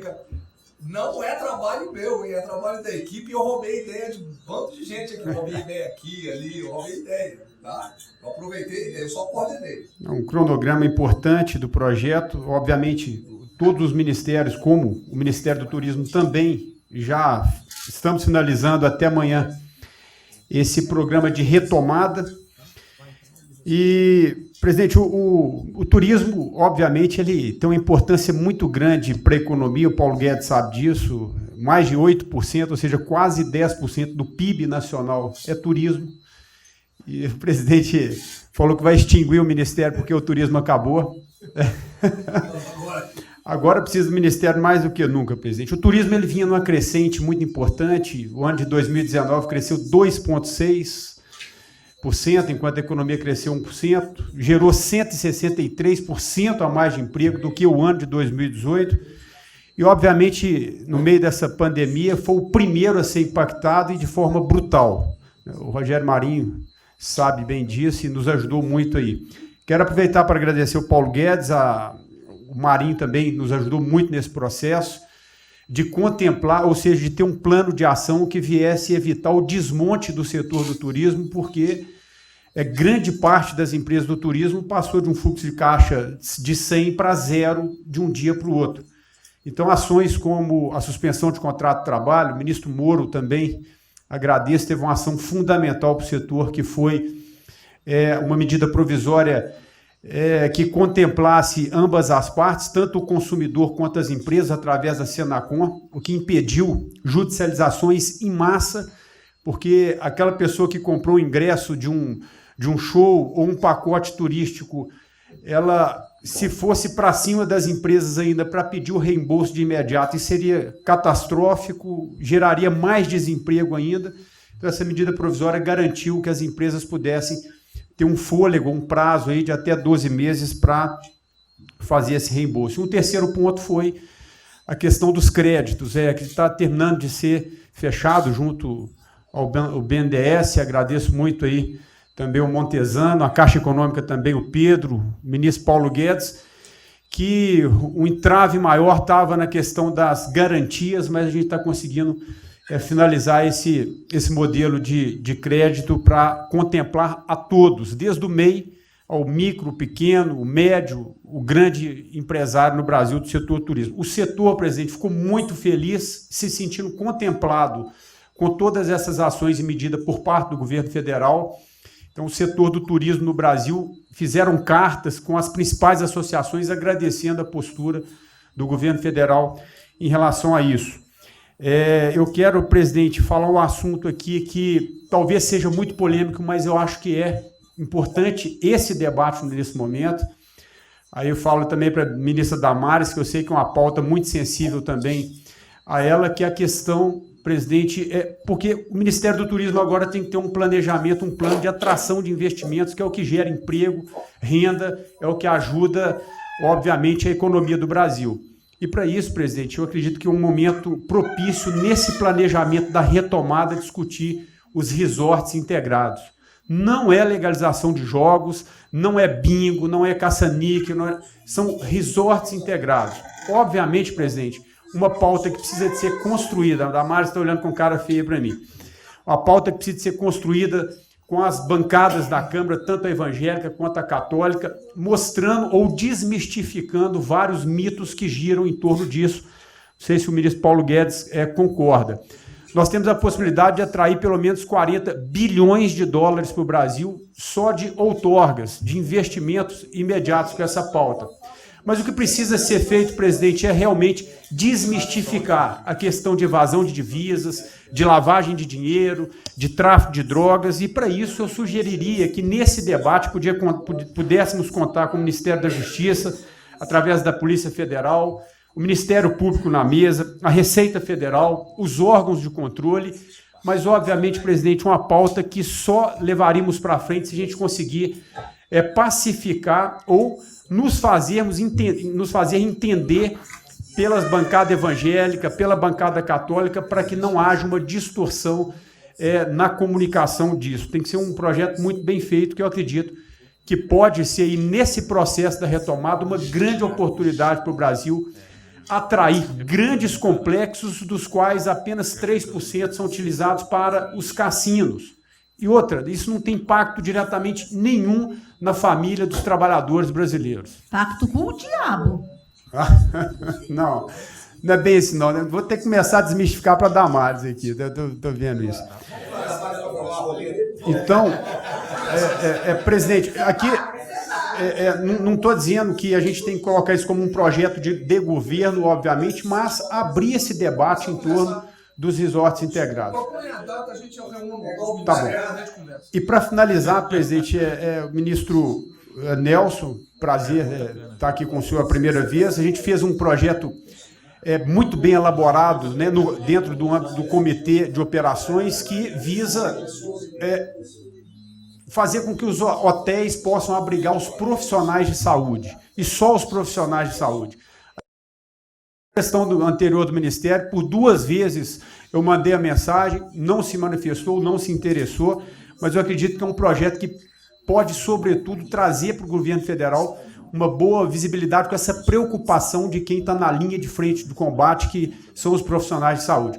Visando 2 coisas, eu já vou terminar, que é, primeiro, melhorar essa logística do profissional de saúde, que sempre tem um hotel próximo ao hospital, aos hospitais, e também a preservação da família desses profissionais, mostrando, obviamente, a sensibilidade do presidente Jair Bolsonaro na preocupação com essas vidas desses profissionais. Obrigado, ministro. Tem uma reunião, que dia que é a reunião? Parece que é hoje, às 16 horas. Hoje, então. Tem uma reunião marcada para a gente discutir isso aí. Tá bom. Obrigado. Saúde e turismo. A gente definir. Penúltimo debatedor, ministro Weintraub. Obrigado. Tem 3 anos que eu... Fui claro no penúltimo. Muito obrigado. Tem 3 anos que, através do Onix, eu conheci o presidente. Nesses 3 anos eu não pedi uma única conselho, não tentei promover minha carreira, me ferrei na física, ameaça de morte na universidade, e o que me fez, naquele momento, embarcar junto, era a luta pela liberdade. Eu não quero ser escravo nesse país. E acabar com essa porcaria que é Brasília. Isso daqui é um cancro de corrupção, de privilégio. Eu tinha uma visão extremamente negativa de Brasília. Brasília é muito pior do que eu podia imaginar. As pessoas aqui perdem a percepção, a empatia, a relação com o povo. Se sentem inexpugnáveis. Eu tive o privilégio de ver a mais da metade aqui desse time chegar. Eu fui secretário executivo do ministro Onix. Eu acho que a gente está perdendo um pouco desse espírito. A gente está perdendo a luta pela liberdade. É isso que o povo está gritando. Não está gritando para ter mais Estado, para ter mais projetos, para ter mais... O povo está gritando por liberdade. Ponto. Eu acho que é isso que a gente está perdendo. Está perdendo mesmo. O povo está querendo ver o que me trouxe até aqui. Eu, por mim, botava esses vagabundos todos na cadeia. Começando no STF. E é isso que me choca. Era só isso, presidente. Eu realmente acho que toda essa discussão de vamos fazer isso, vamos fazer aquilo, eu vi muitos ministros que chegaram, foram embora. Eu percebo que tem muita gente com agenda própria. Eu percebo que tem, assim, tem um jogo que é jogado aqui, mas eu não vim para jogar o jogo. Eu vim aqui para lutar. E eu luto e me ferro. Eu estou com um monte de processo aqui no Comitê de Ética da Presidência. Eu sou o único que levou processo aqui. Isso é um absurdo o que está acontecendo aqui no Brasil. A gente está conversando com quem a gente tinha que lutar. A gente não está sendo duro bastante contra os privilégios, contra o tamanho do Estado. E eu realmente estou aqui de peito aberto, como vocês sabem disso. Levo tiro. Odeio o Partido Comunista. Ele está querendo transformar a gente numa colônia. Esse país não é... Odeio o termo povos indígenas, odeio esse termo, odeio. O povo cigano, só tem um povo nesse país. Quer, não quer sair de ré. É povo brasileiro, só tem um povo. Pode ser preto, pode ser branco, pode ser japonês, pode ser descendente de índio, mas tem que ser brasileiro, pô. Acabar com esse negócio de povos e privilégios. Só pode ter um povo. Não pode ter ministro que acha que é melhor do que o povo, do que o cidadão. Isso é um absurdo. A gente chegou até aqui. O senhor levou uma facada na barriga. Fez mais do que eu. Levou uma facada. Mas eu também estou levando o bordoado e estou correndo risco. E fico escutando esse monte de gente defendendo privilégio e teta. Entendeu? É isso. Negócio, empréstimos. A gente veio aqui para acabar com tudo isso, não para manter essa estrutura.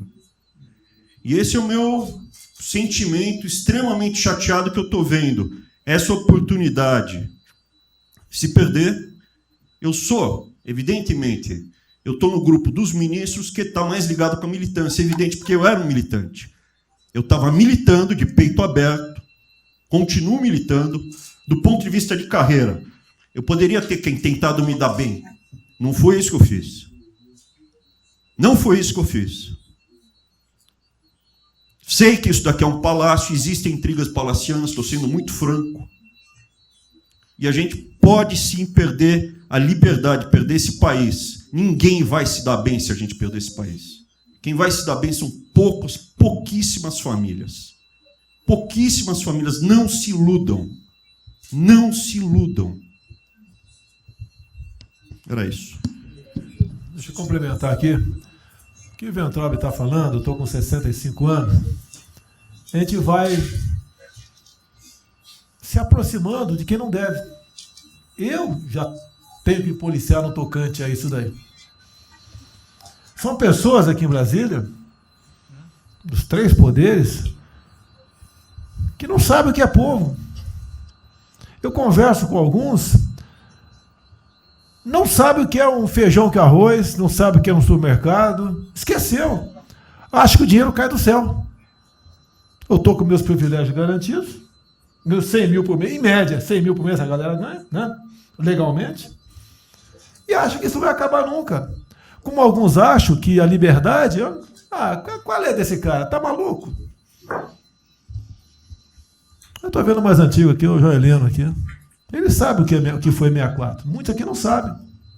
Essa cambada que tentou chegar no poder em 64, se tiver chegado, ele estava fudido todo mundo aqui. Cortando. Você está felicíssimo se estivesse cortando cana, ganhando $20 por mês. Não pode esquecer disso. Nós não podemos esquecer o que é esse povo. Eu vou convidar os ministros para domingo e passar a Serena Itaguatinga. Convite, não é missão, não, convite. Para ver como é que está o cara na esquina. Para ver uns merda, para falar aí, né? Uns merda de sempre. O cara rompeu o isolamento, tá dando um pé. Tem PC pro cacete, pô. Você tá passando fome, tá na merda, porra. Sentiu o cheiro de povo. Como eu falei lá, é uma experiência para todo político sentir. Ir lá ver como é que tá o negócio. Ou a gente tem que estar como se fosse, né, um general na retaguarda e deixar a tropa se ferrar na frente. Não, o general tá na frente, o coronel tá na frente, o capitão tá na frente. Nós, heróis da Segunda Guerra Mundial, estiver na frente de campo de batalha. Se precisar aqui, tenho certeza que nossas Forças Armadas vão cumprir com o seu papel, mas, né, nós temos que dar exemplo e mostrar que o Brasil não é. Eu sou mais educado que o Weintraub, até me poli muito, né, no linguajar que ele usou, mas não é isso. Que o pessoal pinta por aí, se reunindo de madrugada, para lá, para cá, sistema de informações. O meu funciona. O meu particular funciona. Os que tem oficialmente, desinforma. E voltando ao tema, eu prefiro não ter informação do que ser desinformado por cima de informações que eu tenho. Então, pessoal, muitos vão poder sair do Brasil, mas não quero sair, ver a minha irmã de Eldorado, outra de Cajati, o coitado do meu irmão, capitão do exército lá de Miracatu, se fuder, porra. Como é perseguido o tempo todo. A bosta da Folha de São Paulo diz que meu irmão foi expulso de um açougue em registro, que estava comprando carne sem máscara. Comprovou no papel, estava em São Paulo nesse dia. O dono do restaurante, do açougue, falou que não estava lá. E fica por isso mesmo, sei que é problema dele, né? Mas é a putaria o tempo todo para me atingir, mexendo com a minha família. Já tentei trocar gente da segurança nossa no Rio de Janeiro, oficialmente, e não consegui. Isso acabou. Eu não vou esperar fuder minha família toda, de sacanagem, ou amigos meus, porque eu não posso trocar alguém da segurança na ponta da linha que pertence à estrutura nossa. Vai trocar. Se não puder trocar, troca o chefe dele. Pode trocar o chefe dele? Troca o ministro. E ponto final. Não estamos aqui para brincadeira. Vai ver um garoto aqui, ó, com todo respeito, do BNDES. Então, eu conheci ele, usava calção lá. Né? Pode ver os Estados Unidos para cá, podia estar muito bem lá. Veio para cá, vai tentar mudar o Brasil, a convite do Paulo Guedes, que é amigo dos pais dele, por coincidência, né, Paulo Guedes? Coincidência. Eu não lembro dos teus pais, lembro de você, tá certo? Mas alguém que está investindo aqui. E todos nós temos que pensar nisso. O que esses filha de uma égua querem, é a nossa liberdade. Olha, como é fácil impor uma ditadura no Brasil, como é fácil. O povo está dentro de casa. Por isso que eu quero, ministro da Justiça e ministro da Defesa, que o povo se arme. Que é a garantia que não vai ter um filho da puta aparecer para impor uma ditadura aqui. Porque é fácil impor uma ditadura. Facílimo. Um bosta de um prefeito, faz um bosta de um decreto, algema e deixa todo mundo dentro de casa. Se tivesse armado, ia para a rua. E se eu fosse ditador, né, eu queria desarmar a população, como todos fizeram no passado, quando queriam, antes de impor a sua respectiva ditadura. Aí, que a demonstração nossa, eu peço ao Fernando e ao Moro, que por favor assine essa portaria hoje, que eu quero dar um puta de um recado para esses bosta. Por que eu estou armando o povo? Porque eu não quero uma ditadura. E não dá para segurar mais. Não dá para segurar mais. Quem não aceitar as minhas bandeiras, Damares, família, Deus, Brasil, armamento, liberdade de expressão, livre mercado, quem não aceitar isso está no governo errado. Esperem para 22, né, o senhor Álvaro Dias, espere o Alckmin, espere o Haddad, ou talvez o Lula, né? E vai ser feliz com eles, pô. No meu governo está errado. É escancarar a questão do armamento aqui. Eu quero todo mundo armado. Que povo armado jamais será escravizado. E que cada um faça, exerça o teu papel, se exponha. Aqui eu já falei. Pede o ministério a quem for elogiado, pela Folha, pelo Globo, pelo antagonista, tá? Então tem certos blogs que só tem notícia boa de ministro, não sei como. O presidente é uma porrada, o ministro é elogiado. A gente vê por aí, o governo tá, o ministério está indo bem, apesar do presidente. Mas pra puta que eu pariu, porra! Eu que escalei o time, porra. Trocamos 5, espero não trocar mais ninguém, espero. Mas nós temos que, na linha do Van Traub, de forma mais educada um pouquinho, tá? Se preocupar com isso, que os caras querem é a nossa hemorroida, é a nossa liberdade. Isso é uma verdade. O que esses caras fizeram com o vírus, esse bosta desse governador de São Paulo, esse estrume do Rio de Janeiro, entre outros, é exatamente isso. Aproveitaram o vírus, está um bosta de um prefeito lá de Manaus agora, abrindo covas coletivas, um bosta, que quem não conhece a história dele, procura conhecer, que eu conheci dentro da Câmara aqui do meu lado. E nós sabemos a ideologia dele e o que ele prega, e que ele sempre foi. O que está aproveitando agora um clima desse para levar o terror no Brasil. Então, pessoal, por favor, se preocupe, que é de mais importante que a vida de cada um de vocês, que é a sua liberdade. Come preso não vale porra nenhuma. Bom, presidente, esses valores e esses princípios, e o alerta aí do Weintraub é válido também, como sua evocação, é que realmente nós estamos todos aqui por esses valores. Nós estamos aqui por esses valores. Nós não podemos nos esquecer disso. Nós podemos conversar com todo mundo aqui, porque é o establishment, porque nós precisamos dele para provar coisas, mas nós sabemos que nós somos diferentes. Nós temos noção que nós somos diferentes deles. E quando eles cruzam a linha, a gente solta a mão e sai andando sozinho. Enquanto eles estiverem no trilho conosco, no caminho de fazer as reformas que nós prometemos, nós estamos juntos. Na hora que o cara soltou a mão e passou para o lado de lá, a gente deixa o cara sozinho, a gente continua sozinho e vai procurar outra conversa, em outro lugar. Então, eu acho que manter essa ideia que nos trouxe aqui, e eu tenho dito isso em todo lugar, e lá fora, eu converso. Semana passada, conversei com os ministros da Fazenda de G20, conversei com os ministros também de Economia dos BRICS, e a mensagem que eu levo é sempre a mesma: o Brasil vai surpreender o mundo. Vocês duvidavam da nossa democracia, duvidavam do nosso presidente é democrata e vai fazer as mudanças. E aprovamos a reforma da Previdência no ano passado, enquanto os franceses fizeram passeatas contra a reforma da Previdência. Agora, a mesma coisa, estou dizendo, nós vamos continuar aprofundando as reformas, nós vamos seguir.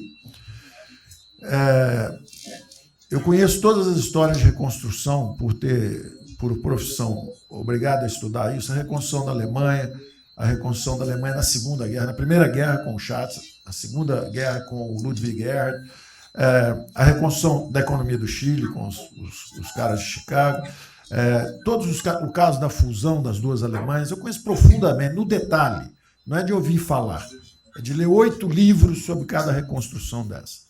Então, eu li Keynes 3 vezes no original antes de eu chegar a Chicago. Então, para mim, não tem música, não tem dogma, não tem blá, blá, blá. Tem estudos sobre todas as ocasiões. E nós demos uma demonstração disso quando nós estávamos indo numa direção norte, com as reformas estruturantes, e, de repente, em 3 semanas e meia, nós fomos para o sul. E nós somos elogiados hoje lá fora. Semana passada, todo mundo elogiando, fazendo referência, que o Brasil está à frente de todos os emergentes e Pari-Passu ali só está atrás um pouquinho dos Estados Unidos. Os Estados Unidos está naquele caso que é o cara que tem a moeda forte, emite 1 trilhão para cada problema que ele tem e ninguém reclama.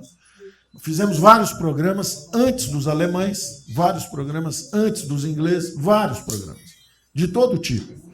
Então, se não existe algo aqui, é dogma. Existe capacidade de trabalho com um grupo extraordinário que eu tenho. Então, nós atacamos em todas as direções. Primeiro, o Campos foi lá e reduziu os compulsórios em 200 bilhões. Logo depois, nós não tínhamos espaço constitucional, fizemos antecipações de benefícios e diferimento de impostos, porque não tinha espaço constitucional. Logo depois, tivemos espaço pelo Supremo e pelo Congresso. Entramos nas constitucionais, gastamos 300 e poucos bilhões, que não é muito. Ter uma ideia, o último déficit do governo Temer foi 160. Nós gastamos 300. Não gastamos tanto assim, mas atingimos 50 milhões de brasileiros, como diz lá o Pedro. 70 milhões de brasileiros né? Lançamos essa camada para os mais frágeis, pegamos os idosos, pegamos as empresas, microcrédito, depois de 0 a 360 mil, depois de 360 mil a 10 milhões, montamos um comitê de bancos, estamos lá com o Montesano agora fazendo justamente a reestruturação. Não vai ter molezinha para a empresa aérea, para nada disso.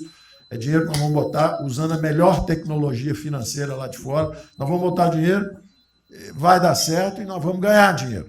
Nós vamos ganhar dinheiro usando recursos públicos para salvar grandes companhias. Agora, nós vamos perder dinheiro salvando empresas pequenininhas. Então, nós estamos fazendo tudo by the book direitinho. Na conversa com os ministros da Fazenda lá de fora, eu disse que nós estamos com um déficit extraordinariamente alto esse ano, da mesma forma que eles, está todo mundo na mesma direção, só que nós caímos no chão, está uma confusão, tiro, porrada e bomba, mas nós não perdemos a bússola. A gente cai, levanta e sabe para onde nós temos que ir. Nós não vamos perder a bússola. Nós sabemos dos valores, sabemos dos princípios, sabemos o que nós estamos defendendo. Nós estamos defendendo liberdade, liberdade econômica, liberdade política. Nós sabemos o que nós estamos defendendo. E estamos agora, no meio dessa confusão, derrubando a última torre do inimigo, que é uma coisa que nós vamos fazer a reconstrução e a nossa transformação econômica. A outra coisa são as torres do inimigo que a gente tinha que derrubar. Uma era o excesso de gasto na Previdência, derrubamos assim que entramos. A segunda torre era os juros estão descendo e vão descer mais ainda. O Campos tem o mapa já, nós estamos descendo. Então, para ter uma ideia, o ano passado, para esse ano, 120 bilhões a menos de juros. Um plano Marshall por ano, né? Sem juros, de juros a menos. Então, nós sabemos, e é nessa confusão toda, todo mundo está achando que estão distraídos, abraçaram a gente, enrolaram com a gente, nós já botamos a granada no bolso do inimigo. 2 anos sem aumento de salário. Era a terceira torre que nós podíamos derrubar. Nós vamos derrubar agora também. Isso vai nos dar tranquilidade de ir até o final. Não tem jeito de fazer um impeachment se a gente tiver com as contas arrumadas, tudo em dia, acabou, não tem jeito, não tem jeito. E o presidente está no ponto futuro, porque o presidente falou o seguinte, tudo bem, tem a primeira onda que é a da saúde, mas tem a segunda que é da economia, e uma vem agarrada com a outra.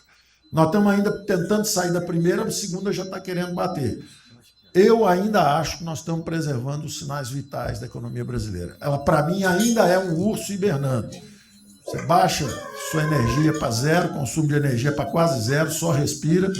Mas quando você sai da gruta, você sai para comer o primeiro bicho que passar. Você tem força. Nós não podemos deixar isso graças à super safra da nossa Tereza, à logística do Tarcísio. A comida está chegando, as exportações estão seguindo. A China é aquele cara que você sabe que você tem que aguentar, porque, para vocês terem uma ideia, para cada $1 que o Brasil exporta para os Estados Unidos, exporta 3 para a China. Você sabe que ele é diferente de você. Você sabe que geopoliticamente você está do lado de cá. Agora você sabe o seguinte, não deixa jogar fora aquilo ali não, porque aquilo ali é comida nossa. Nós estamos exportando para aqueles caras. Não vamos vender para eles, ponto crítico nosso. Mas vamos vender a nossa soja para eles. Isso a gente pode vender à vontade. Eles precisam comer. Eles precisam comer. A Índia também vai precisar comer. Vai ser o trading da água. Eles vão dizer que é a melhor trading da água. Outro dia alguém comentou comigo, acho que foi o Campos, não foi, Campos? Foi. É o trading da água. Quer dizer, os caras precisam de alimento, não tem água, nós temos muito mais água do que eles têm. Então, eles vão ter que abrir mão da agricultura para fazer outras coisas e nós vamos poder exportar para eles também. Então, nós temos um mapa de voo bom, nós temos uma equipe jovem, preparada, todo mundo trabalhando juntos, e nós não vamos perder o rumo, nós não podemos perder o rumo. Então, vai ter muita conversa, vamos para cá, vamos para lá, vamos fazer isso, vamos fazer aquilo, não vamos perder o rumo, não. Pode dar vestimento, bota peruca loura, passa batom vermelho, faz uma opção de coisa que for necessária politicamente, mas não vão perder o rumo econômico, não, nós sabemos onde nós estamos indo. Então, eu estou só dando uma mensagem de tranquilidade para todo mundo aqui, que é o seguinte, nós estamos fazendo nada exótico, dogmático, nada disso. Nós estamos indo numa direção, fizemos o que o mundo inteiro fez, em 3 semanas e meia, nós fizemos o que o mundo inteiro fez, só que nós não vamos perder o rumo, não. Nós sabemos para onde nós vamos voltar já já, tá certo? E se o mundo for diferente, nós vamos ter capacidade de adaptação. Por exemplo, eu já tenho conversado com o ministro da Defesa, já conversamos algumas vezes, quantos 200 mil, 300 mil, quantos jovens aprendizes nós podemos absorver nos quartéis brasileiros? 1 milhão? 1 milhão a R$200, que é o Bolsa Família, R$300, para o cara de manhã faz calistenia, aprende civil, organização social, como é que é o OSPB, né? Organização Social Política, né? Faz ginástica, canta o hino, bate continente, de tarde aprende a ser um cidadão, pô. Aprende a ser cidadão, disciplina, usar o tempo construtivamente, pô. Voluntário para fazer estrada, para fazer isso e aquilo. Sabe quanto custa isso? R$200 por mês, 1 milhão de cada, 200 milhões, pô. Joga 10 meses aí, 2 bi, isso é nada. Então nós vamos pegar na reconstrução, nós vamos pegar 1 bilhão, 2 bilhões e contrata 1 milhão de jovens aqui. A Alemanha fez isso na reconstrução. Aí você também quer fazer estrada, precisa de 3, 4 bilhões a mais, tem um orçamento de 8, toma aqui seus 4 bilhões. Isso não faz falta. Não faz falta. Não é isso o problema. A mesma coisa o nosso problema do jogo, lá nos recursos integrados, não tem problema nenhum. São bilionários, são milionários, executivos do mundo inteiro. O cara vem, fazem convenções. Olha, o turismo saiu de 5 milhões de Singapura para 30 milhões por ano. O Brasil recebe 6. Uma pequena cidade recebe 30 milhões de turistas. O sonho do presidente de transformar o Rio de Janeiro em Cancún, lá Angra dos Reis em Cancún, aquilo ali pode virar Cancún rápido. Entendeu? A mesma coisa Espanha. Espanha recebe 30, 40 milhões de turistas. Isso aí é uma cidade da Ásia. Macau recebe 26 milhões hoje na China. Só por causa desse negócio. É um centro de negócio. É só maior de idade. O cara entra, deixa a grana lá que ele ganhou anteontem, ele deixa aquilo lá, bebe, sai feliz da vida. Aquilo ali não atrapalha ninguém. Aquilo não atrapalha ninguém. Deixa cada um se fuder. Ô Damares, deixa cada um. Damares, o presidente fala em liberdade. Deixa cada um se fuder do jeito que quiser. Principalmente se o cara é maior, vacinado e bilionário. Deixa o cara se fuder, pô. Lá não entra nenhum brasileirinho. Não entra nenhum brasileirinho desprotegido. Se a CGU tiver como controlar a entrada e a saída do dinheiro. Isso, então vamos lá. Se não tiver como lavar dinheiro sujo. Então, só para terminar, as observações também finais ali, o Campos falou duas coisas também interessantes. Então, o Campos falou duas coisas interessantes ali. Uma é o seguinte: o estrangeiro, para vir para fazer os investimentos, eu recebi embaixador, já reportei isso para o presidente, eu recebi embaixador dos Estados Unidos e ele veio conversar conosco. E a mensagem maior dele era uma só. Assim, olha, nós queremos um bom ambiente de negócio. Nós vamos colocar centenas de bilhões de dólares aqui. O mundo inteiro quer investir no Brasil. Agora, nós precisamos de um bom ambiente de negócio. Simplificação de impostos, segurança jurídica, coisa desse tipo. Né? Então, o secretário do Comércio americano, que é o Wilbur Ross, o cara me disse o seguinte: eu só tenho um conselho para vocês. Vamos aderir ao GPA, é o General Purchasing Agreement, que é o seguinte, é um acordo, nós com a entrada na OECD, nós assinamos esse acordo, e esse acordo diz o seguinte: não pode haver nenhuma compra governamental sem transparência. Acabou. Então, basta a gente fazer isso, quer dizer, vai fazer concorrência para concessão, privatização. Então, nós já estamos na pista certa, já estamos indo na direção certa. Só uma informação sobre isso aí. Eu fiz uma reunião com o pessoal da OCDE essa semana, agora, foi semana passada, né? Semana passada, falando do nosso interesse, eles falaram que assim, já nos consideram da OCDE. Sim. Tá? Então, os ministérios, estou falando isso porque vários ministérios têm uma pauta a cumprir. Vamos continuar nisso porque vamos dizer, a impressão foi excepcional. Beleza. Só um dado aqui da OCDE. Só um dado aqui, rapidamente da OCDE. O presidente falou que nós estamos com o apoio do Trump. Não, o embaixador disse isso. O embaixador disse: nós não podemos perder a oportunidade do presidente estar tão próximo ao Trump. Os nossos dois presidentes estão próximos. Nós não podemos perder essa oportunidade. O presidente da OCDE disse que realmente o Trump, os Estados Unidos, que era, vamos dizer assim, tinha uma certa objeção, agora já está favorável. Isso é real. Ministro, é só um dado. A OCDE, 90% dos países que hoje integram a OCDE já contam com os resorts integrados.